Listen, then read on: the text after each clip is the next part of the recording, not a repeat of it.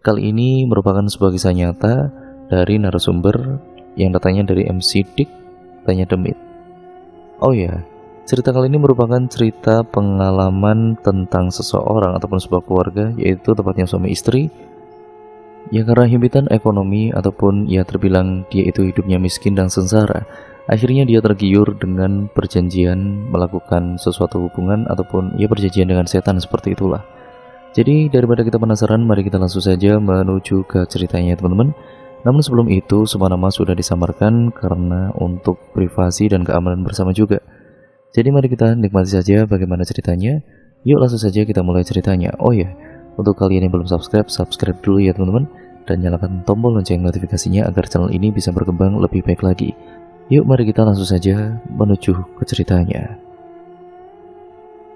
Tidak terasa sudah 2 hari hujan turun terus-menerus di desa ini. Hujan yang disertai oleh petir yang menyambar sepanjang malam membuat semua orang yang sedang berada di dalam rumah kini resah oleh suara petir yang begitu menggelegar. Namun, rasa resah itu berbeda dengan satu keluarga yang ada di sana. Ais, seorang janda dengan 2 anaknya yang menempati rumah itu, nampak kaget ketika dia melihat kotak penyimpanan uangnya hilang begitu saja. Uang yang dia kumpulkan selama menjadi buruh tani untuk pembayaran hutang yang menumpuk dan kebutuhan susu anaknya yang masih kecil ini lenyap tanpa sisa. Dia hanya tertegun saking kagetnya melihat kotak kosong itu dengan petir yang menyala di luar rumah. Ketika sadar, dia berlari dan kemudian mencari tahu siapa yang mengambil uang yang ada di dalam kotak kecil. Dia membuka pintu rumah dan juga berlari. Dia tidak peduli dengan kondisi tubuhnya yang kini tampak basah. Rasa cemas, takut, dan juga khawatir kini menjadi satu. Dia harus mencari tahu siapa yang sudah mengambil uang yang ada di dalam kotak penyimpanannya. Karena tanpa itu semua dia takut akan apa yang terjadi terhadap keluarganya apabila dia tidak melunasi hutang-hutangnya itu. Hal itu rupanya tidak terjadi kepada Ais saja. Sudah beberapa hari ini terjadi sesuatu yang mengerikan di kampung Kemuning, tempat aku tinggal sekarang. Sudah ada 3 keluarga yang kehilangan uangnya secara tiba-tiba. Tentu saja hal itu membuat siapapun gempar. Semua warga mencari siapa pelakunya. Namun hal itu tidak membuahkan hasil. Semua perangkat kampung dikerahkan untuk ronda malam.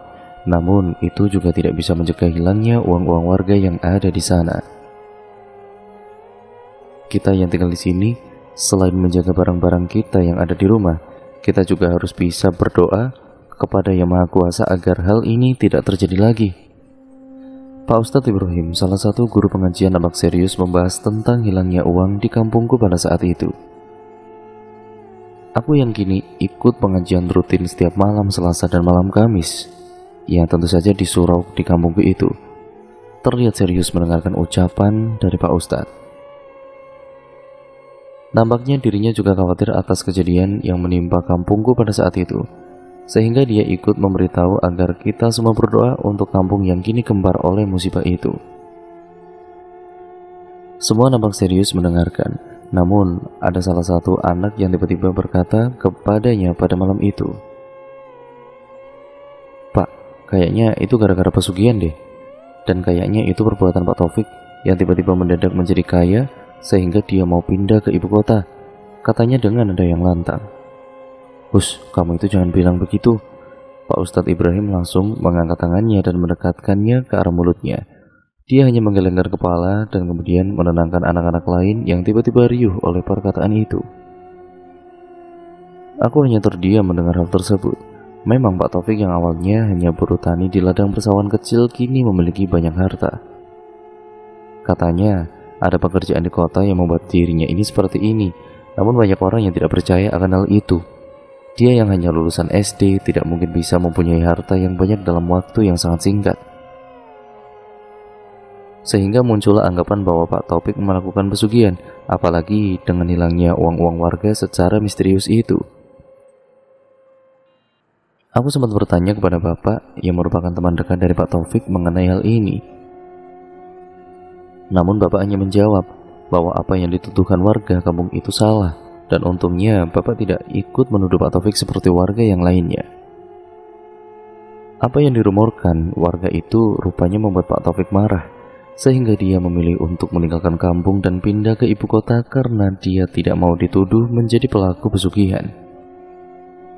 Aku terus memikirkan hilangnya uang-uang di kampung. Bahkan hingga hari ini, di hari Minggu pagi yang cerah sekali dengan hawa angin yang berembus dari sawah yang kini mulai mengering, karena sehingga membuatnya gagal panen. "Bu, kok Bapak belum pulang ketika nganterin Pak Taufik ke kota ya?" tanyaku. Ibu yang sedang memotong sayuran di dekatku hanya tersenyum dan menjawab, "Ya mungkin pindahannya lama, Neng. Kan harus beres-beres, nurunin barang-barang, dan bersih-bersih rumah baru juga. Ya masalah lama atau tidak ya biarkan saja, Neng. Bapak sengaja mau melakukan hal itu karena kita butuh uang." Aku kemudian kembali terdiam. Memang gagal panen kali ini membuat kita kekurangan uang untuk bertahan hidup. Hujan yang muncul beberapa hari ini pun tampaknya tidak membuat sawah yang Bapak garap itu tidak kembali menghijau. Semuanya masih gersang dengan tanah yang terbelah akibat kekurangan air. Sehingga Bapak rela ikut ke kota bersama dengan Pak Taufik agar dirinya bisa mendapatkan uang tambahan untuk kebutuhan kita semua. Aku kembali memandangi langit yang biru tanpa awan sembari berdoa agar Bapak bisa pulang secepatnya dan berkumpul bersama kita di rumah. 4 hari berlalu, Bapak akhirnya pulang cepat ketika aku pulang sekolah. Aku berlari di pematang sawah untuk menyambut Bapak. Namun, Bapak dan juga Ibu nampak sibuk di dalam rumah. Mereka tampaknya sedang mengeluarkan lemari pakaian yang ada di dalam kamar. Sebuah lemari tua yang nampak reot dan diisi oleh baju-baju yang disimpan begitu saja sehingga nampak berantakan. Di dekat lemari itu, terdapat sebuah cermin besar yang tidak tahu didapatkan dari mana oleh Bapak. Cermin itu sangatlah besar, berukuran 2 kali 1 meter dengan ukiran aneh di setiap sudutnya. Bapak juga kemudian menggantungkan pisang yang baru saja diambil dari pohon di sebelah cermin itu. Aku mendadak bingung atas apa yang dilakukan Bapak dan Ibu di dalam rumah. Semuanya terasa aneh. "Bu, Pak, kenapa menggantung pisang di dalam kamar?" tanyaku. Ibu dan juga Bapak yang nampak serius tiba-tiba kaget akan kehadiranku. Mereka menjawab dengan terbata-bata atas apa yang sedang dia lakukan. Ini barang dari rumah Pak Taufik yang gak dibawa olehnya. Katanya sih boleh diambil untuk di rumah," katanya dengan sedikit tersenyum. Aku sedikit melihat kembali cermin besar itu. Cermin itu nampak antik sekali, apalagi dengan ukirannya yang ada di dekat sudutnya. Cermin yang mungkin mahal ketika dijual. Namun, masa Pak Taufik memberikannya begitu saja kepada Bapak? Kan aneh sekali. "Sudah, jangan bengong seperti itu. Cepat ganti baju dan juga mandi dulu, Gih. Lalu setelah itu langsung makan. Bapak sudah bawain ayam goreng dari kota untuk kita makan," kata ibu yang tiba-tiba menyuruhku untuk mengganti baju seragam sekolahku di kamar pada saat itu. Tidak terasa, hari kini sudah mulai gelap gulita. Aku bisa melihat dengan jelas bagaimana gelapnya di luar. Yang aku lihat hanyalah titik-titik cahaya dari rumah-rumah warga yang letaknya berjauhan. Memang wajar di rumahku yang merupakan pegunungan, sangat jarang ada rumah yang saling berdempetan satu sama lain. Biasanya rumah-rumah warga akan terpisah oleh sawah, kebun, ataupun kolam ikan yang mereka kelola untuk kehidupan mereka, sehingga rumah-rumah di kampungku nampak asing dan saling terpisah satu sama lain. Hanya ada beberapa rumah yang berdekatan, yaitu rumah-rumah yang diisi oleh keluarga besar yang mempunyai banyak anak dan cucu di sana. Malam di kampung seperti biasa sangat hening sekali. Yang ada hanyalah suara jangkrik dan juga kodok serta burung hantu yang terkadang mengagetkanku dengan suaranya yang menakutkan. Aku tidak bisa tidur lebih awal karena ada beberapa tugas sekolah yang harus aku selesaikan. Aku larut dalam tulisan-tulisan dan juga buku-buku bacaan pada malam itu, hingga tidak terasa waktu sudah menunjukkan jam 11 malam. Perutku tiba-tiba keroncongan. Rasa ayam goreng yang aku makan tadi siang itu nampaknya masih berbekas di mulutku, sehingga aku berdiri dan juga menutup buku pada malam itu. Aku ingat ada beberapa ayam goreng yang masih tersisa di dapur, sehingga aku ingin memakannya sebelum nanti aku beristirahat kembali di dalam kamar. Aku pun beranjak pergi, membuka tirai kamarku secara perlahan dan berjalan ke arah dapur. Namun, kurasakan suasana ruangan tengah yang seharusnya tampak biasa saja kini terasa berbeda. Seperti ada sebuah tekanan yang kemudian menekanku dari belakang, sehingga tubuhku tiba-tiba terasa sangat berat untuk melangkah. Dek, dek, dek. Entah apa yang terjadi, namun setiap kali aku melangkahkan kaki, jantungku kembali berdetak dengan kencang. Bahkan, kini nafasku pun terasa sangat berat sekali. Ruangan ini tampak kosong, tapi ya terasa sesak sekali. Seolah banyak sekali orang yang memenuhi ruangan ini sekarang. Mereka saling berdempetan satu sama lain, saling memenuhi setiap sudut ruangan, hingga membuatku yang sedang melangkahkan kaki pun merasa kesusahan untuk melangkah. Jujur, aku takut dengan suasana ini. Tidak seperti biasanya aku merasakan aura yang membuatku ketakutan di dalam rumahku sendiri.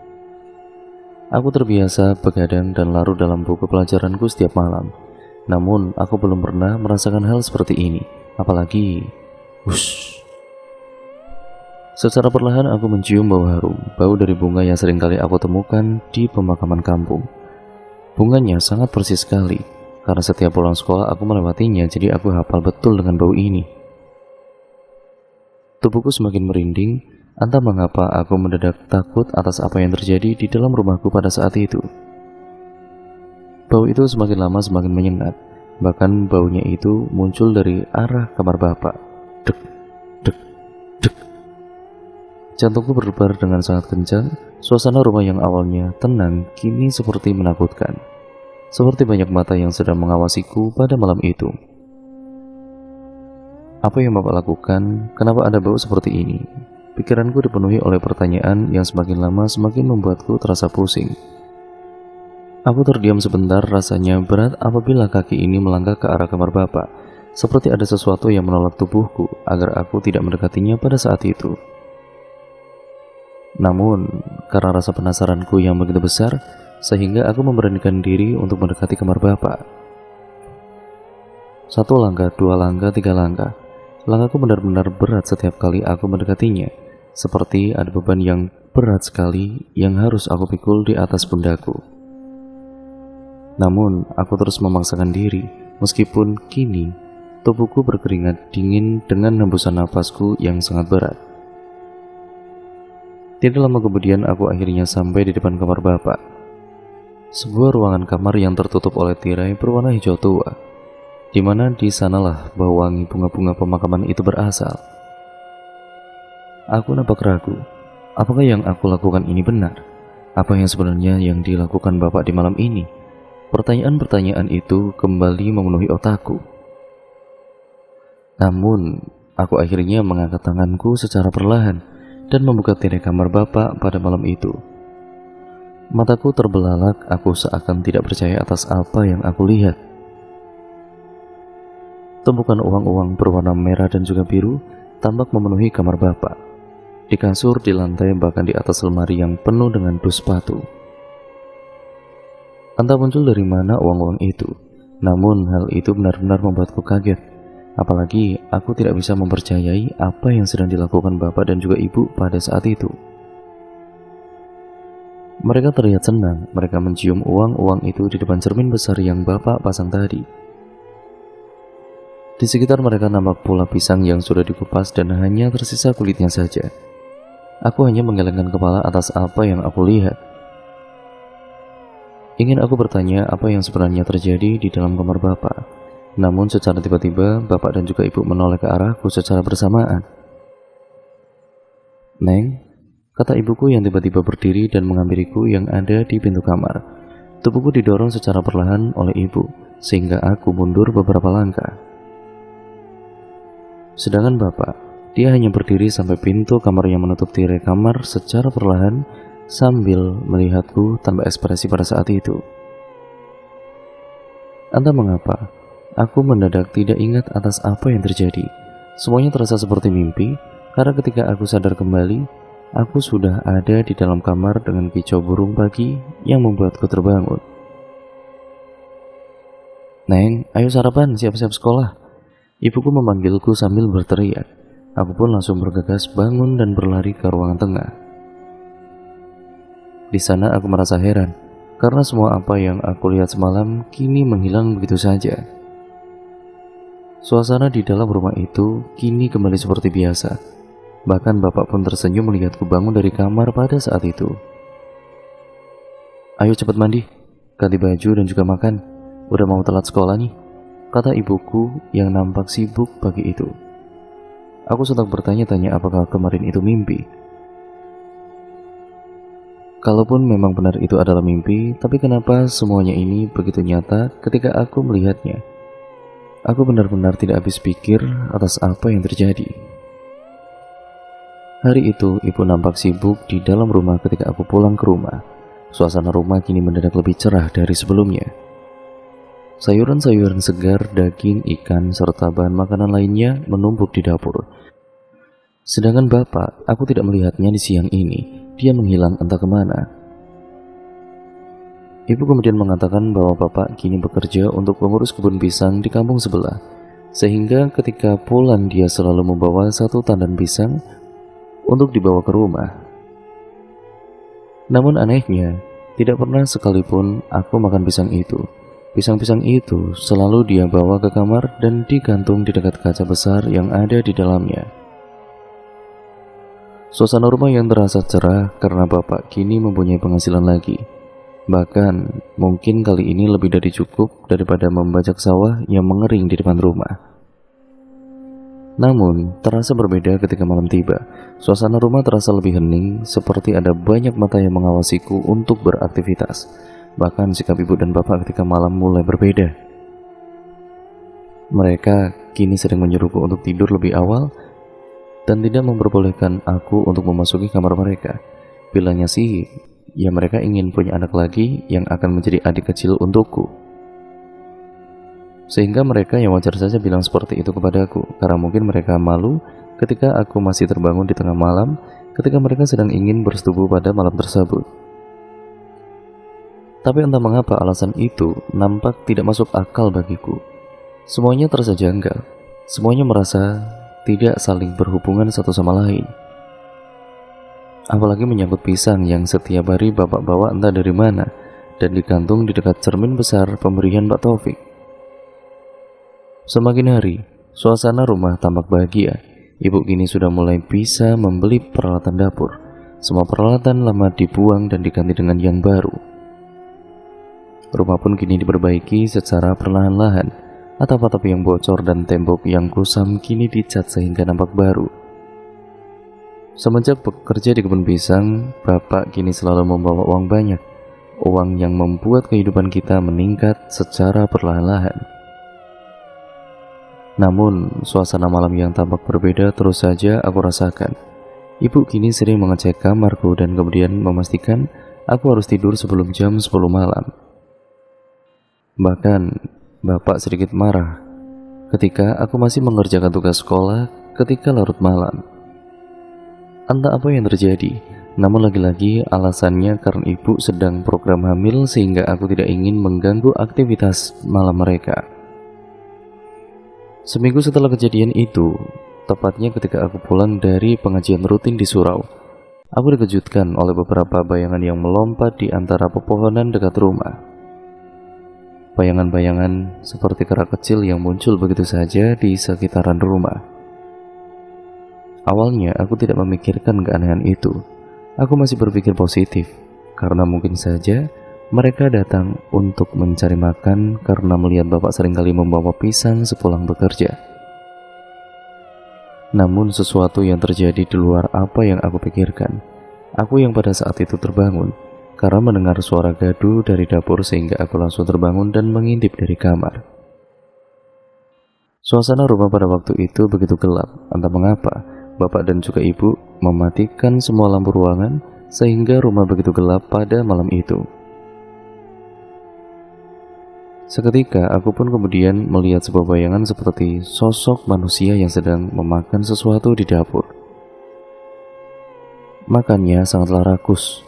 Dia seperti mengunyah sesuatu dengan terburu-buru di tengah-tengah kegelapan malam. Aku penasaran akan hal tersebut. Aku berjalan secara perlahan-lahan ke arah dapur dan menyalakan lampu dapur pada malam itu. Betapa terkejutnya aku ketika melihat sesuatu yang ada di dapur tersebut. Sesosok makhluk yang dengan besar, dengan bulu berwarna coklat kehitam-hitaman, berdiri membelakangiku sambil memakan pisang yang ada di depannya. Ekornya panjang terurai, bulunya memenuhi seluruh tubuhnya. Hanya tangan dan telapak kakinya yang tidak berbulu, namun kulitnya keriput dan berkuku sangat tajam. Terlihat di sekitarnya banyak sekali kulit pisang yang berserakan di mana-mana, seperti yang kulihat di dalam mimpi, di mana ada uang yang berserakan begitu saja di dalam kamar Bapak. Jujur, aku kaget atas apa yang aku lihat pada saat itu. Seseorang yang aku anggap Bapak ternyata adalah salah satu dari sosok yang tidak aku kenal. Seekor kera yang sangat besar, yang tengah asik memakan pisang yang ada di depannya. Makhluk itu baru saja sadar beberapa detik setelah lampu aku nyalakan. Seketika makhluk itu langsung berpaling ke arahku dan menatapku dengan sangat tajam. Matanya melotot, kelopak matanya hilang sehingga hanya ada bulatan bola mata yang menonjol keluar. Wajahnya dikelilingi oleh bulu yang menutupi seluruh tubuhnya. Dia mirip kera yang sangat besar, namun wajahnya nampak sedikit lebih pucat dan lebih menyeramkan lagi, karena gigi taringnya mencuat tajam keluar. Sontak aku mundur beberapa langkah. Dia nampak marah atas apa yang aku lihat pada saat itu. Seketika mulutnya terbuka, aku dengan jelas melihat gigi taringnya dengan mulut yang terbuka. Dia bahkan melemparkan pisang yang sedang dipegangnya, sehingga aku langsung berbalik ke belakang dan berlari ke dalam kamar. Jantungku berdecak kencang. Aku benar-benar takut atas apa yang aku lihat. Kenapa? Kenapa ada makhluk seperti ini di rumahku? Gumamku. Keringat dingin langsung memenuhi tubuhku, napasku terasa berat dengan bulu kutuku yang langsung merinding. Aku langsung duduk dan juga menyender di tembok. Kedua tanganku aku dekatkan ke dada, berharap aku bisa mengontrol detak jantungku pada saat itu. Namun, suasana tiba-tiba hening kembali. Suara gaduh dari dapur entah mengapa tidak terdengar lagi. Suara dari makhluk itu seperti tiba-tiba menghilang seketika. Yang ada hanyalah sebuah bau yang aku kenal, bau dari bunga pemakaman yang terasa tidak asing. Bau dari bunga itu membuat tubuhku mengantuk dan tidak berdaya di sana. Secara perlahan, aku kemudian memejamkan mata dan tertidur dengan sendirinya sambil menyender ke tembok kamar. Pagi hari aku dikejutkan oleh suara dari bapak yang nampak marah kepada ibu yang membuatku terbangun. Secara samar-samar aku mendengar kata pisang yang disimpan di dapur.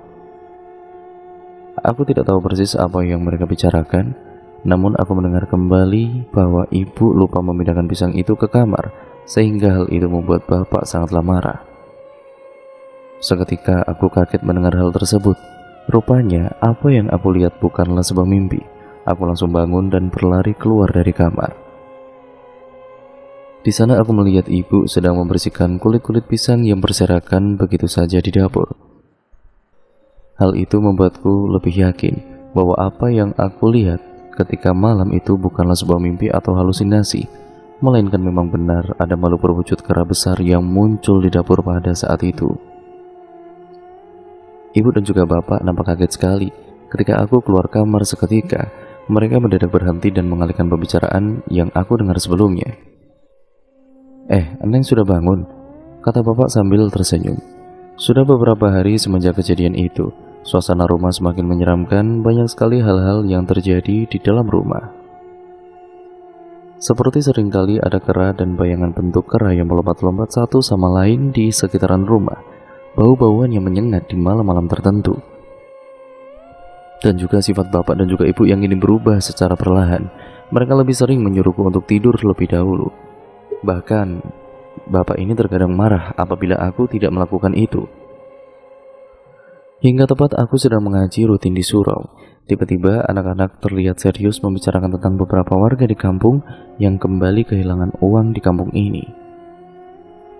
Mereka bahkan sempat memergoki bahwa ada hewan yang bentuknya seperti kera kecil yang terlihat masuk ke dalam rumah lalu menghilang.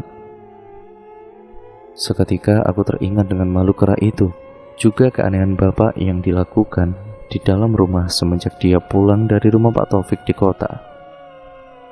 Apa mungkin bapak melakukan pesugihan seperti yang pada saat itu dituduhkan kepada Pak Taufik?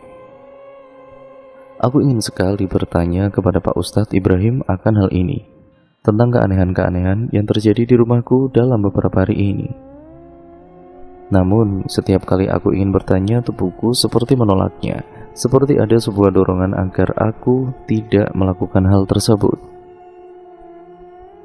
Sehingga aku hanya bertanya-tanya bagaimana agar kita terhindar dari kehilangan uang yang kini mulai marak lagi di rumah. Pak Ustadz Ibrahim hanya menyarankan aku untuk mengaji setiap malam, karena hal itu secara tidak langsung bisa menjaga aku dari hal-hal yang menyeramkan dan bisa mengganggu hidupku dari para makhluk yang jahat kepadaku. Aku pun mengangguk, dan aku pun mencoba untuk melakukan apa yang dikatakan oleh Pak Ustadz Ibrahim, sambil menepis pikiranku tentang bapak yang melakukan pesugihan. Benar saja, aku mulai mengaji setelah jam 7 malam hingga jam 9. Suasana rumah yang awalnya menyeramkan ketika malam itu kini secara perlahan-lahan memudar.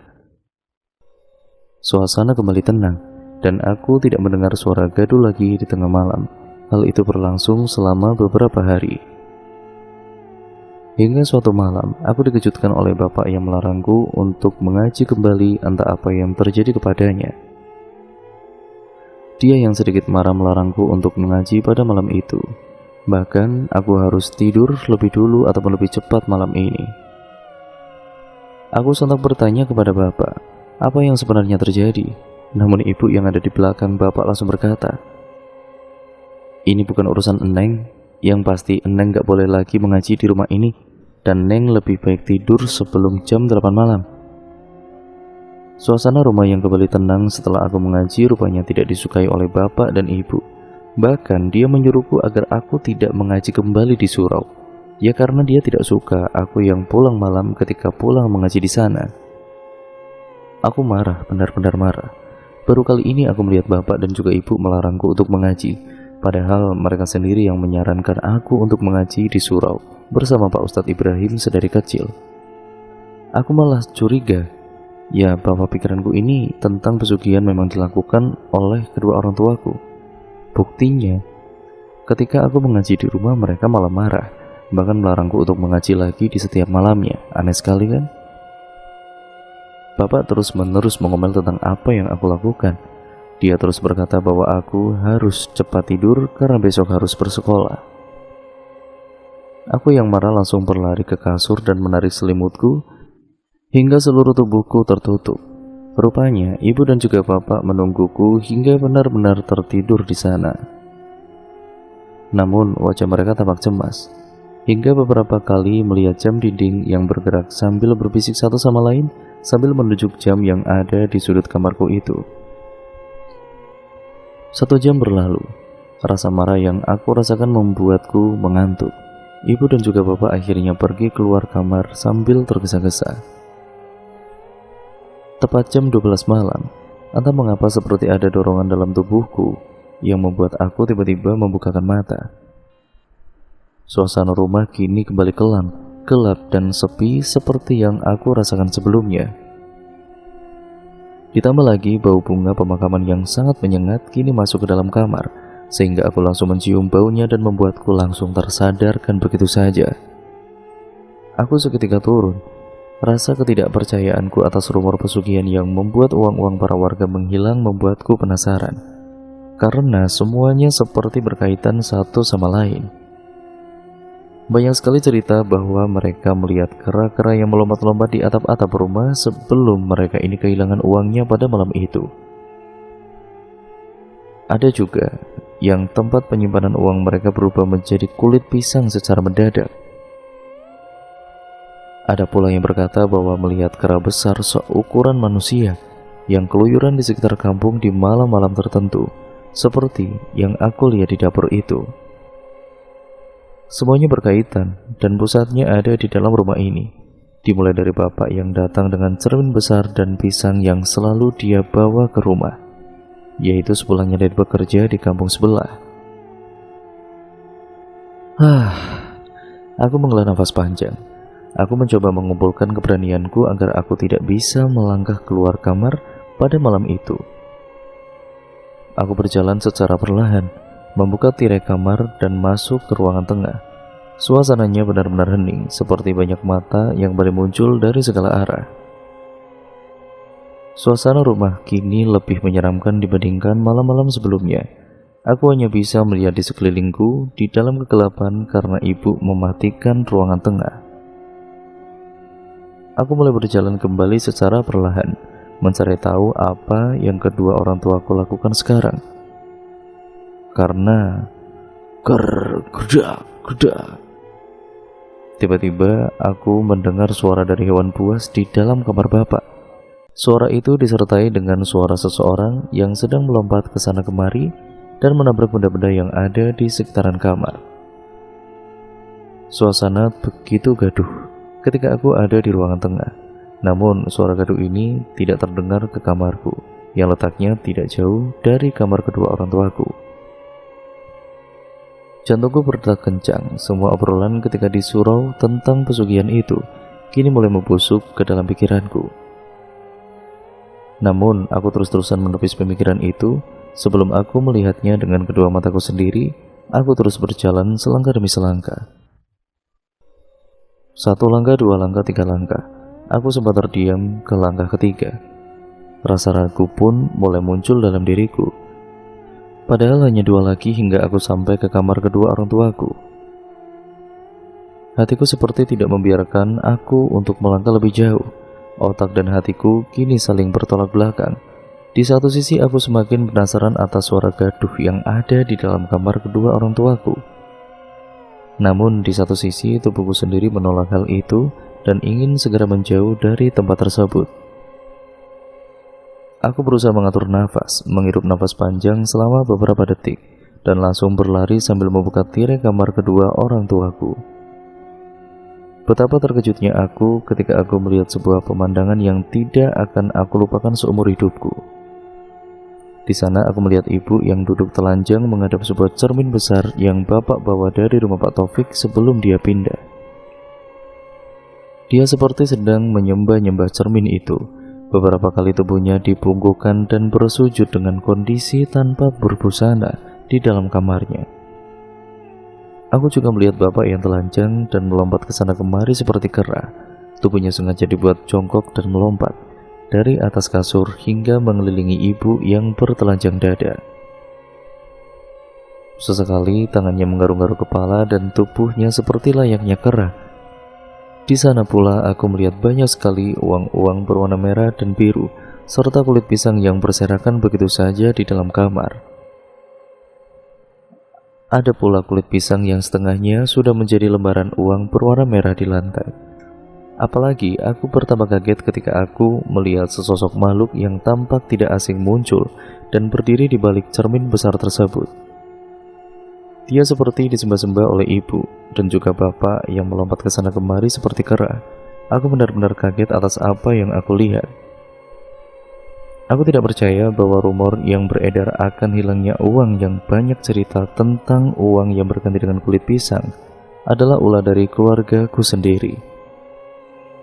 Lebih tepatnya, ulah dari cermin yang dibawa bapak dari rumah Pak Taufik. Seketika, aku langsung berteriak, mencoba menghentikan mereka yang kini sedang melakukan ritual di dalam kamar. "Bapak, ibu, hentikan bu, hentikan perbuatan ini sekarang," teriakku. Seketika ibu yang sedang bersujud tanpa selai benang pun itu langsung berdiri dan menoleh ke arahku. Sedangkan makhluk berbentuk kera yang ada di balik cermin langsung menghilang begitu saja setelah aku berteriak. Namun, tiba-tiba bapak yang bertingkah seperti kera mendadak muntah darah dengan kondisi yang telanjang. Darah segar kini membasahi kasur yang berwarna putih, juga uang-uang yang berserakan di sana. Tubuhnya mendadak kejang-kejang lalu mulutnya mengeluarkan busa bercampur dengan darah. Dengan posisi tubuhnya yang langsung tersungkur begitu saja hingga jatuh dari kasur ke lantai. Seketika ibu panik akan hal tersebut. Tanpa memperdulikanku, dia langsung mendekat ke bapak dan mencoba membangunkannya sambil menangis. Bapak tidak sadarkan diri hingga pagi menjelang.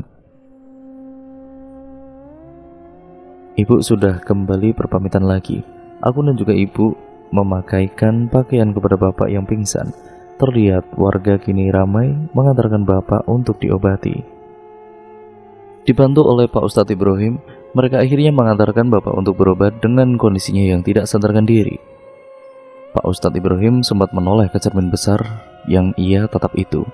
Dia menatapnya dengan tajam. Sebelum akhirnya ia membawa benda yang ada di dalam kamar itu untuk dia lemparkan ke cermin itu. Namun ibu langsung menghalangi dan berkata bahwa dia tidak bisa memecahkan begitu saja benda tersebut. Sepertinya Pak Ustadz Ibrahim tahu atas apa yang terjadi dengan keluargaku sehingga ingin melakukan hal tersebut. Sehingga setelah dia gagal memecahkan cermin itu, ia hanya memerintahkanku untuk segera membereskan semua uang yang berserakan di dalam kamar sebelum warga datang. Bahkan setelah para warga mengantarkan bapak yang masih tidak sadarkan diri di sana, dia memerintahkan semua warga yang mengantar untuk pulang dan mempercayakan kondisi bapak kepadanya. Hingga akhirnya hanya tinggal dirinya, aku dan juga ibu yang ada di dalam ruangan tersebut.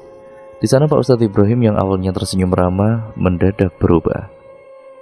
Tatapannya terlihat sangat tajam, terutama kepada ibu dan juga aku yang ada di dalam ruangan itu. Dia berkata, "Jiwa bapakmu sudah tidak bisa diselamatkan lagi. Dia sudah dibawa oleh siluman yang ada di dalam cermin itu. Dia sekarang sudah menjadi budak dari siluman yang sudah melakukan perjanjian dengan bapakmu." Pak Ustadz menatapku dengan serius. Tidak lama kemudian, dia kembali berkata, "Aku sudah tidak bisa membantu apabila seperti ini, karena ini adalah konsekuensi yang harus dia terima atas apa yang sudah dia perbuat sendiri. Hanya itu yang bisa aku sampaikan. Selebihnya ibumu mungkin bisa mencari cara agar bapakmu bisa kembali seperti semula." Pak Ustadz Ibrahim tiba-tiba kemudian pergi meninggalkanku begitu saja. Meninggalkanku dan juga ibu yang kini menangis di dekat bapak yang tidak sadarkan diri. Hingga setelah Pak Ustadz Ibrahim keluar, ibu tiba-tiba mendekatiku. Wajahnya tampak marah. Dia bahkan memegang pundakku dengan sangat kuatnya. "Gara-gara kamu yang datang ke kamar, sehingga ritualnya tidak berjalan sebagaimana mestinya. Harusnya kamu itu diam saja dan ikut menikmati hasil dari ritual uang gaib yang sudah kita lakukan dengan siluman kera itu. Karena ini semua salahmu sehingga bapakmu kini menjadi seperti itu. Pesugihan ini memanglah ada dan mungkin terjadi di sekitar kita tanpa kita sadari. Aku tahu cerita ini karena ada seseorang yang melakukan pesugihan ini, namun bukannya dia kaya, malah dia sengsara di akhir hidupnya. Janganlah melakukan perjanjian dengan mereka. Bahkan jangan mendekati hal tersebut dan terbuai dengan hasutan mereka, karena kita tidak tahu apa yang terjadi di baliknya terhadap kekayaan semu yang kita terima dari hal-hal seperti itu." Dan cerita pun akhirnya selesai sampai di sini ya teman-teman. Yang kali ini berjudul tentang sebuah kisah pesugihan uang gaib berakhir naas. Cerita kali ini ditulis oleh Mbak Nafila ya teman-teman. Nantinya kalian juga bisa mengunjungi thread beliau secara langsung. Semua nama sudah disamarkan. Oh iya, untuk kalian yang mempunyai pengalaman horor ataupun cerita-cerita karya kalian, kalian bisa mengirimkan ke alamat email kami dengan cara ya kalian mengirimkan ke alamat email kami yang sudah tertera di kolom deskripsi video kali ini ya teman-teman. Yuk daripada kita lama-lama, bagaimana sih kisahnya? Kita langsung saja menuju ke ceritanya.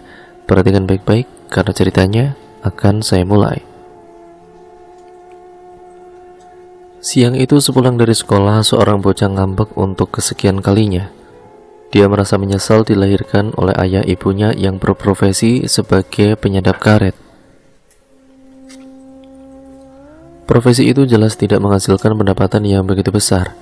Bocah itu sebut saja Dea Maharani. Ia merupakan anak dari petani karet yang hidup di desa dengan sangat sederhana. Ia 3 bersaudara, namun kedua kakaknya telah menikah. dan hidup ikut suaminya ke tanah rantau.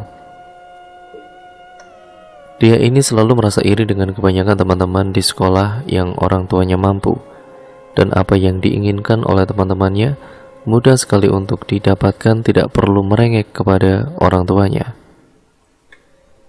Pak, Bu, kenapa sih keluarga kita mesti miskin terus? Aku kan malu sama teman-teman. Hidup miskin terus, kalau anak perempuan itu. Hush, kamu itu kok kalau ngomong dijaga dong mulutnya.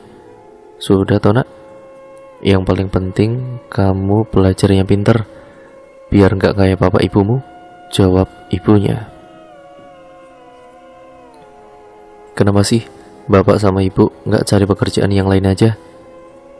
Kalau nggak punya uang kan aku nggak bisa beli-beli keperluan sekolah. Gimana bisa pinter kalau nggak bisa beli apa-apa? Kebetulan dia itu baru saja naik ke kelas 2 SMA. Kebutuhan sekolahnya pun otomatis makin banyak. Sementara penghasilan orang tuanya tidak kunjung bertambah, malahan berkurang. Karena kebetulan bulan-bulan itu bukan musim karet. Jadilah dia ini harus sering menunda untuk membeli keperluan sekolahnya. Makin hari Dea sudah semakin berani menyalah-nyalahkan orang tuanya. Dulu sewaktu SD dan SMP, ia masih sering membantu orang tuanya bekerja ke kebun karet. Tapi semenjak sudah SMA, dirinya justru lebih sering keluar bersama teman-temannya yang perekonomian keluarganya menengah ke atas. Dia jadi jarang berada di rumah dan semakin tidak betah di rumah. Suatu hari selesai dari sekolah, bocah itu tidak langsung pulang. Dia memilih bermain ke rumah temannya dengan alasan bosan di rumah. Nih, coba kamu baca deh majalah ini. Kisah-kisahnya inspiratif banget, patut kita teladani, kata temannya. Apaan emang? Tanya dia sambil menerima majalah. Udah, kamu baca dulu aja deh, pinta temannya lagi. Beberapa menit berlalu, ada yang berubah dari wujud wajah perempuan itu. Dia juga tidak berhenti membaca dan matanya malah berair karena haru. Bersamaan dengan keharuannya, ia menyadari kekeliruannya selama ini. Di majalah itu, ia membaca beberapa artikel, antara lain, anak SD membawa dagangan ke sekolah demi membantu orang tua. Anak tukang becak juara 1 Olimpiade Fisika Nasional. Dan yang paling mengharukan lagi, dia adalah seorang siswa kelas 1 SMA difabel, bahagiakan orang tuanya dengan bisnis beromset 25 juta per bulan. Aku terlalu banyak menuntut, bukannya membantu malah menyusahkan, sesal dia waktu itu. Sepulang dari rumah temannya, dia menemui kedua orang tuanya untuk meminta maaf atas kelakuannya selama ini. Kedepan ia berniat tidak ingin lagi menyusahkan orang tua. Dia ingin mulai bekerja dan meringankan beban orang tuanya. Lebih dari itu, dia ingin membiayai sekolahnya sendiri tanpa membebani orang tua. Dia pun menyesal karena selama ini selalu meremehkan orang tuanya dan tidak pernah bisa membahagiakan bapak ibunya. Namun semenjak dia menyadari akan kesalahannya selama ini, dia terus mencoba mencari pekerjaan part-time namun tidak kunjung menemukannya. Sehabis pulang sekolah, dia kesana kemari mencari pekerjaan, tapi yang ia dapat hanya cemoohan orang-orang. Ngapain bocah SMA kerja? Bukannya kerja nanti malah nyuri lagi. Tuduhan-tuduhan itu membuat dia semakin frustasi. Ia juga sudah menanyakan ke teman-temannya, barangkali orang tua mereka membuka lowongan pekerjaan. Belum lagi ia memiliki keinginan untuk bisa kuliah di salah satu universitas negerinya.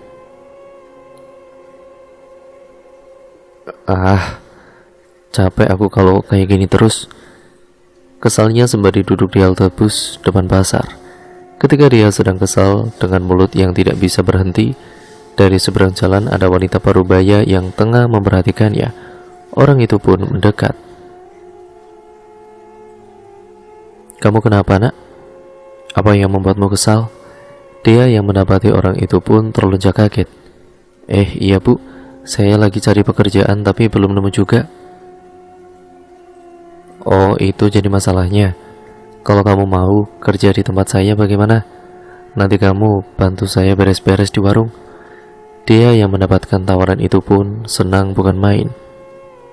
Iya bu, saya mau. Di keesokan harinya, selepas sekolah dia langsung bergegas ke rumah ibu itu. Sebut saja Bu Rondia. Dia di sana bantu cuci piring, bantu bersihin warung, dan juga belanja ke pasar. Upah yang didapat pun lumayan cukup besar. Dia hidup dalam keluarga yang sederhana dan didikan yang keras untuk bisa hidup mandiri. Dia masih berambisi ingin masuk ke perguruan tinggi negeri.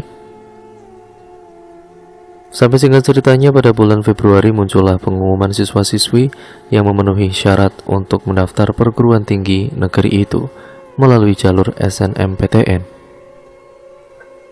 Dari jurusan IPA terpilihlah sekitar 70 siswa untuk bisa mendaftar perguruan tinggi negeri melalui jalur nilai rapot atau disebut juga SNMPTN. Sayangnya, nama dia tidak muncul dalam pengumuman tersebut karena nilai raportnya yang kalah saing dengan 70 siswa yang terpilih. Memang sedikit sedih saat mengetahui hal tersebut, tetapi dia menganggap itu hanya angin lewat saja. Semenjak itu, dia mulai mempersiapkan diri untuk SBMPTN. Di waktu lengang, dia belajar dan latihan soal setiap hari. Selain itu, sekolahnya juga menyediakan bimbel gratis untuk membantu siswa dalam menghadapi SBMPTN dengan waktu sekitar 10 pertemuan dalam 1 bulan. Karena keinginannya itu, alhasil dia memutuskan untuk berhenti bekerja dan fokus ke bimbel dan sekolahnya. Orang tuanya yang mengetahui keputusan itu pun setuju. Kamu fokus saja untuk sekolah. Insya Allah, ibu bapak akan cari pekerjaan tambahan untuk biaya sekolahmu. Kamu jangan khawatir. Dia sangat antusias mengikuti apa yang ditawarkan sekolah mengenai bimbel gratis tersebut.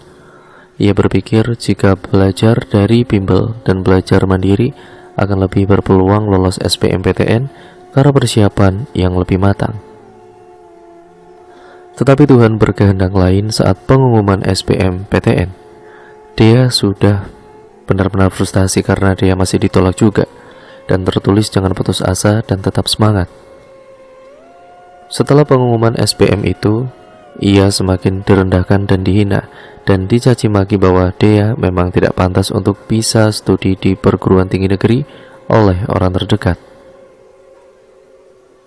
Dia yang sudah terbiasa dengan cemoohan orang-orang jadi sudah kebal. Ya, dia juga merupakan orang yang pantang menyerah sebelum berhasil dan akan semakin bersemangat apabila dijatuhkan dengan hinaan dan caci maki orang-orang. Mereka salah jika bertindak seperti itu kepadanya, karena itu merupakan sumber utama kekuatan dia. Ketika mereka berkata seperti itu, dia hanya diam dan mendengarkan saja tetapi tidak melawan. Masih ada satu jalur lagi untuk bisa masuk perguruan tinggi negeri, yaitu jalur mandiri. Dia berpikir ini merupakan jalan terakhir agar bisa masuk perguruan tinggi negeri sehingga ia harus mengorbankan apa yang ia punya tanpa bantuan orang tua. Karena dia tahu bahwa jalur mandiri ini memang biaya yang harus dikeluarkan lebih banyak dibandingkan jalur SNMPTN ataupun jalur SBMPTN. Waktu itu dia kembali lagi mencari pekerjaan dengan gaji yang tinggi. Sembari menunggu waktu ujian tiba, dia pagi siang malam bekerja di salah satu pabrik garmen. Dia nekat mendaftar 4 universitas sekaligus, membayar biaya pendaftaran dan mengurus pemberkasan sendiri, dan melakukan ini diam-diam tanpa diketahui orang tua dan orang terdekat. Beberapa minggu setelah pendaftaran, satu persatu universitas pun mulai menerbitkan pengumuman hasil mandiri, dan alhamdulillah dia diterima di universitas pilihan pertama dengan prodi yang sesuai keinginan. Jika kalian tahu jaket alma mater berwarna biru tua dan daerahnya banyak yang menggunakan bahasa Jawa, berarti kalian tahu dia diterima di mana. Saat diterima, dia baru memberitahu kepada orang tua dan orang terdekatnya. Dan tentu saja mereka terkejut melihatnya karena masih tidak percaya. Alhamdulillah orang tuanya bangga dan bersyukur sekarang orang terdekatnya masih tidak bisa berkata apapun. Namun di balik rasa syukur itu, Orang tuanya Dea bingung dengan biaya kuliah dan biaya hidupnya di tanah rantau. Dari 4 universitas negeri yang Dea daftar melalui jalur mandiri, ia hanya satu saja yang diterima, sedangkan 3-nya ditolak. Jadi jika ditotal kegagalannya dalam mencapai perguruan tinggi negeri hingga 5 kali, dia mendaftar kuliah itu dengan uang tabungannya sendiri. Tapi dia sama sekali tidak berpikir untuk biaya kedepannya bagaimana. Sampai singkat ceritanya dia sudah menjadi mahasiswa. Sudah 1 tahun dia mengikuti salah satu organisasi yang ada di kampusnya. Ia menjadi anggota klub mahasiswa itu. Bendahara memang menjadi posisi favoritnya. Tapi tiap dirinya mengikuti organisasi, dia pasti selalu volunteer untuk masuk ke divisi bendahara. Menurutnya, ia memiliki kemampuan untuk mengelola dan mengorganisasi keuangan. Kemampuannya terus bertambah selama berkuliah di Fakultas Ekonomika dan Bisnis. Perempuan yang duduk di semester 6 itu juga selalu menjadi orang kepercayaan organisasi. Setiap kegiatan dan acara organisasi selalu dia jalankan dengan baik. Begitu juga laporan keuangan yang sistematis dan transparan. Sayangnya dia menyalahgunakan kepercayaan kawan-kawannya itu. Ketika memasuki semester ke-7, ia harus memutar otaknya untuk mencari uang.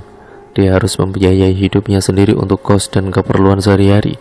Dirinya juga mulai jualan beraneka ragam, mulai dari masker wajah hingga casing HP. Sejak Maret lalu, perkuliahan Dea sudah beralih menjadi kuliah daring.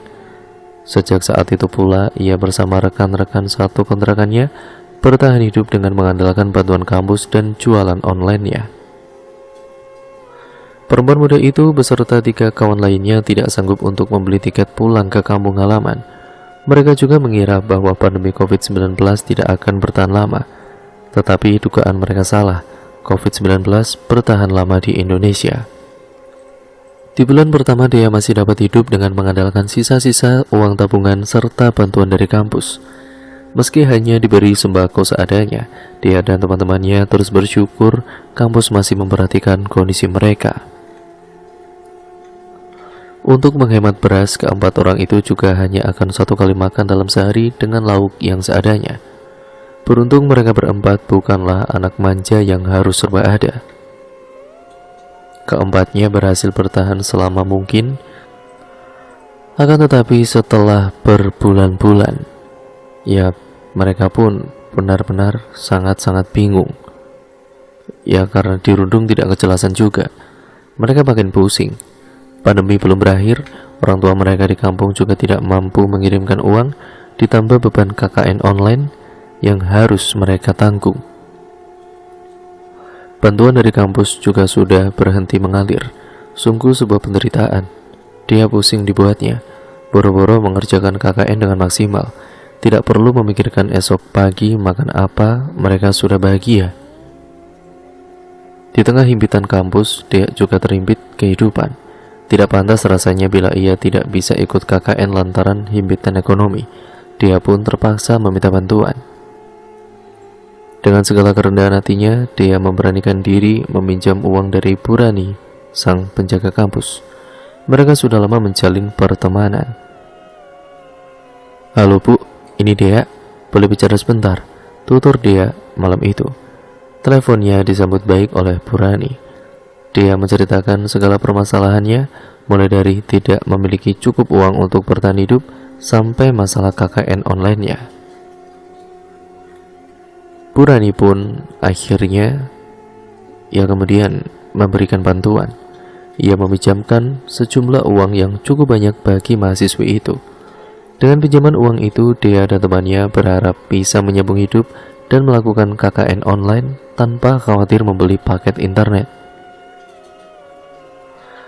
Namun, uang yang dari Bu Rani tidak cukup sampai 1 bulan. Pendiriannya pun benar-benar goyah. Perlahan dia mulai mengambil uang dari organisasinya. Mulai dari ia mengambil 50.000 tapi tidak ketahuan, esoknya dia pun melakukannya lagi. Kelakuannya ini tidak ada yang mencurigai. Orang-orang di organisasinya kan tidak mau ikutan memikirkan keuangan organisasi. Mereka membiarkan Dea yang mengurus segala keuangannya. Lantaran diberi kebebasan, dia makin senang. Tidak ada yang mengamati gerak-geriknya. Cukup lama ia melakukan aksinya itu. Ia kemudian mampu menyambung hidupnya dengan uang curiannya itu, namun aksinya tertangkap juga.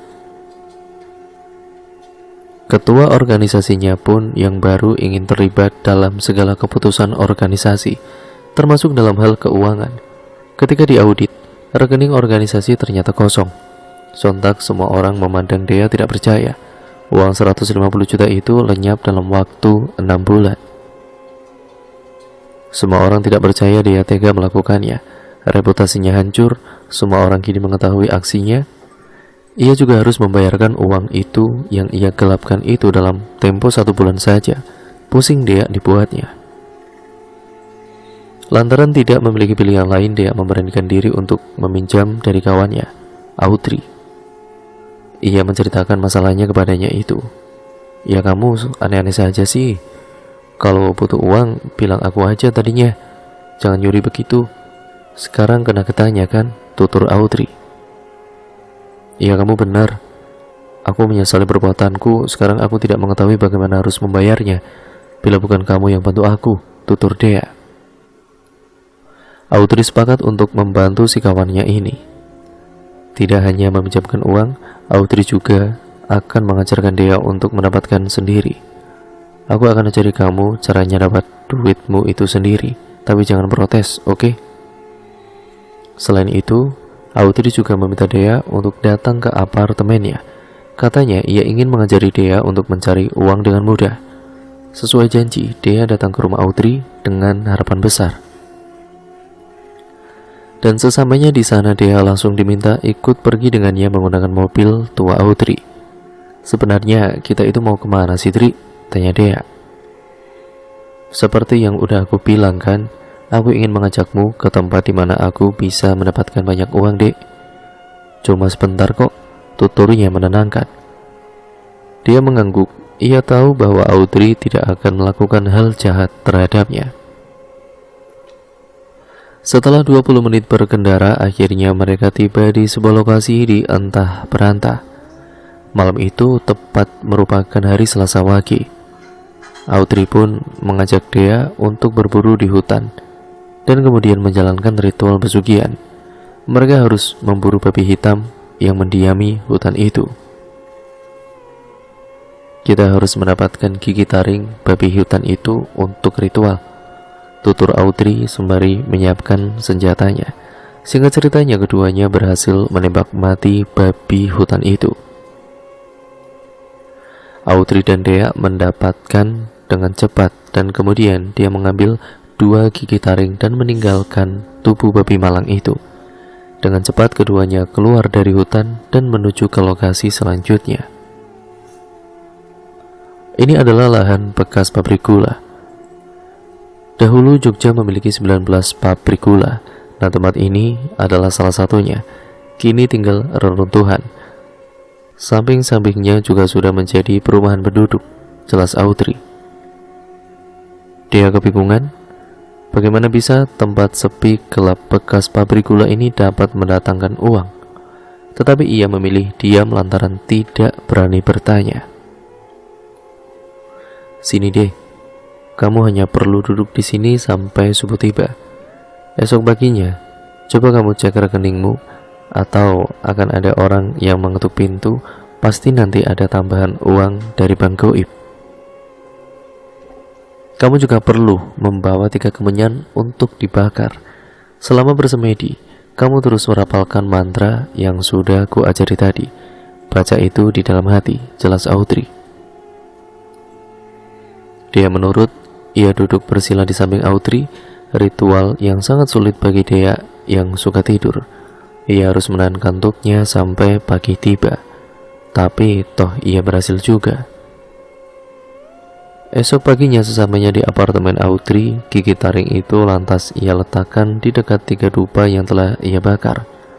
Dia hanya menurut, ternyata ritual masih berlanjut. Ia mengikuti Audrey bersemedi. Tidak lama kemudian, terdengar suara ketukan di pintu apartemen Audrey. Dia keheranan, siapa yang datang bertamu di jam 2:30 pagi ini. Akan tetapi, ketika ia membuka pintu, ia mendapati sebuah tas berisikan uang lembaran 100.000 rupiah. "Audrey, kita dapat uang banyak banget," tutur Dea kegirangan. "Pakailah uang itu untuk menyelesaikan masalahmu dan membayar kuliah. Aku tidak terlalu butuh uang itu," tutur Audrey. Dia pun menggunakan uang itu untuk menebus kesalahannya dan bisa mengikuti KKN. Ketika hendak pulang ke kontrakan, Dea sengaja mampir ke ATM hanya untuk mengecek saldonya. Ternyata benar saldonya bertambah 3 juta, sungguh senang hatinya. Ia kemudian kembali ke kontrakan dengan kabar gembira. Meski begitu, ia tidak memberitahu para kawan-kawannya dari mana uangnya berasal. Temannya pun tidak peduli. Selama ada uang untuk makan, mereka tidak akan ikut campur. Ritual pesugihan itu rutin dia lakoni bersama Audrey. Perlahan kehidupan di kontrakan pun kembali normal. Bahkan dia mampu berlangganan wifi untuk menunjang KKN online-nya itu. Dengan cepat reputasinya naik, kuliah dia juga lancar, ia mampu lulus dengan nilai yang memuaskan. Tetapi hal yang nahas terjadi. Sebagai seorang fresh graduate, Dea mendaftarkan diri ke puluhan perusahaan, namun tidak ada yang mau menerima Dea. Dirinya selalu gagal di tahap wawancara. Menurut para perekrut, Dea tidak mampu menjawab hal-hal basic yang ia peroleh selama perkuliahan. Para perekrut menilai ilmu semasa kuliah Dea tidak berkah. Namun, karena uang gaib itu datang secara terus-menerus, tidak masalah bagi Dea yang belum memiliki pekerjaan. Uang gaib yang didapat dengan ritual dengan jumlah yang sebanyak itu, ia habiskan hanya dalam waktu 1 hari saja.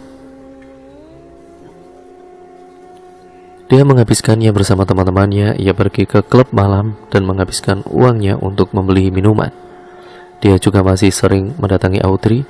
Keduanya sama-sama menikmati hidup dengan uang gaib. Dengan uang itu, dia mampu membeli rumah sendiri dan 1 unit mobil. Kendati belum punya anak dan suami, dia telah memiliki rumah di sebuah kawasan perumahan elit. Namun, singkat ceritanya, kehidupan Dea yang sudah sangat berkecukupan, tapi ia hampir tiap malam selalu dibayang-bayangi oleh sesosok kakek tua menyeramkan. Kelopak matanya tampak menghitam. Ia sudah lama tidak mau tidur dan tidak bisa tidur.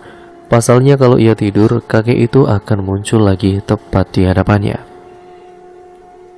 Akibat tidak pernah tidur, kesehatannya pun menurun. Bahkan ia harus kehilangan 10 kg berat badannya.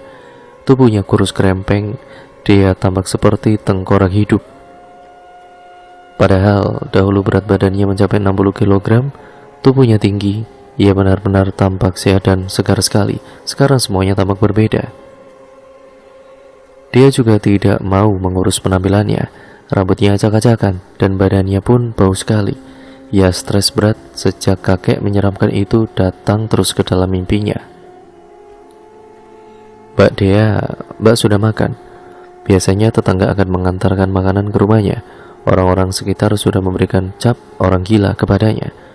Mereka mengatakan kewarasan Dea sudah lenyap ditelan ambisinya itu. "Aku menyesal telah melakukan ritual pesugihan uang gaib.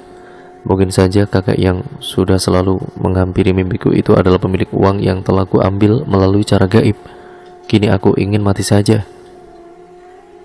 Dia akhirnya kemudian meregang nyawa akibat kehabisan darah. Ia memotong urat nadinya sembari berendam di dalam danau di sekitar rumahnya. Mayatnya ditemukan 1 bulan kemudian di dasar danau. Dan cerita pun akhirnya selesai sampai di sini ya teman-teman. Yang kali ini berjudul Membatalkan Pesugihan Uang Bibit Tanpa Tumbal. Cerita pada kali ini ditulis oleh akun yang bernama N. Laila. Nantinya kalian juga bisa mengunjungi tweet beliau secara langsung. Yuk, daripada kita penasaran, daripada kita lama-lama juga, kita langsung saja menuju ke ceritanya. Sebelum masuk ke ceritanya, saya sarankan untuk kalian memakai earphone terbaik kalian agar kalian mendapatkan kualitas audio yang lebih baik. Yuk, kita langsung saja menuju ke ceritanya. Perhatikan baik-baik karena ceritanya akan saya mulai. "Woi, lari woi, ada polisi!" teriak Mas Sigit kala itu. Saat itu Mas Sigit dengan kawan-kawannya sedang berpesta minuman keras dan bermain judi bersama di sebuah rumah kosong yang sudah lama tidak berpenghuni. Mas Sigit dan juga beberapa kawan-kawannya itu sudah biasa berkumpul bersama di rumah tua itu. Istilahnya ya sudah menjadi markas mereka semua. Mas Sigit ini berusia 25 tahun. Sejak lulus SMA, dia memang sudah nakal dan suka bermabuk-mabukan. Saat itu Mas Sigit dan kawan-kawannya memang sudah menjadi buronan polisi selama ini. Akan tetapi Mas Sigit dan kawannya itu selalu bisa kabur. Malam itu mereka semua mabuk berat dan minum banyak sekali. Tiba-tiba saja pihak kepolisian datang dan menggerebek mereka semua. Kala itu Mas Sigit sudah mengetahui lebih dulu kalau ada polisi, karena Mas Sigit setengah sadar dan mendengar bunyi suara sirine mobil polisi. Sedangkan beberapa yang lain masih tepar. Akhirnya Mas Sigit dan satu kawannya berhasil kabur. Kedelapan kawannya yang lain ditangkap polisi. Memang, rombongan Mas Sigit itu berjumlah 10 orang. Di usianya yang 25 tahun ini, Mas Sigit sudah menikah dan dikaruniai anak perempuan. Mas Sigit dan satu temannya ini kabur lewat belakang rumah kosong tersebut sebelum polisi datang. Kebetulan belakang rumah kosong tersebut langsung ada jalan lorong yang hanya setapak. Sesamanya di rumah, Mas Sigit panik dan menggedor-gedor pintu rumahnya hanya hingga istrinya, yaitu Mbak Neni, kemudian terbangun dan membukakan pintu untuk Mas Sigit. "Buka dong, cepat-cepat buka," teriak Mas Sigit, membuat tetangga terganggu karena Mas Sigit berteriak-teriak. Mbak Neni pun kemudian keluar, membukakan pintu dan terperanjat saat melihat Mas Sigit dalam pengaruh alkohol.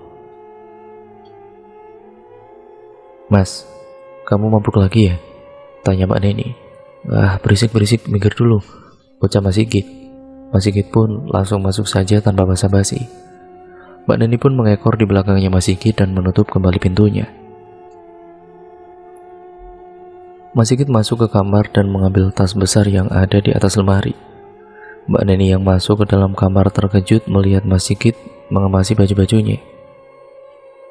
"Loh Mas, kamu itu baru pulang mau kemana lagi? Kamu itu kenapa? Aku ada salah sama kamu. Aku mau kabur dulu sementara. Dari sini, kamu di sini saja. Jangan kemana-mana, nanti juga aku pulang kok, tenang aja," ucapnya.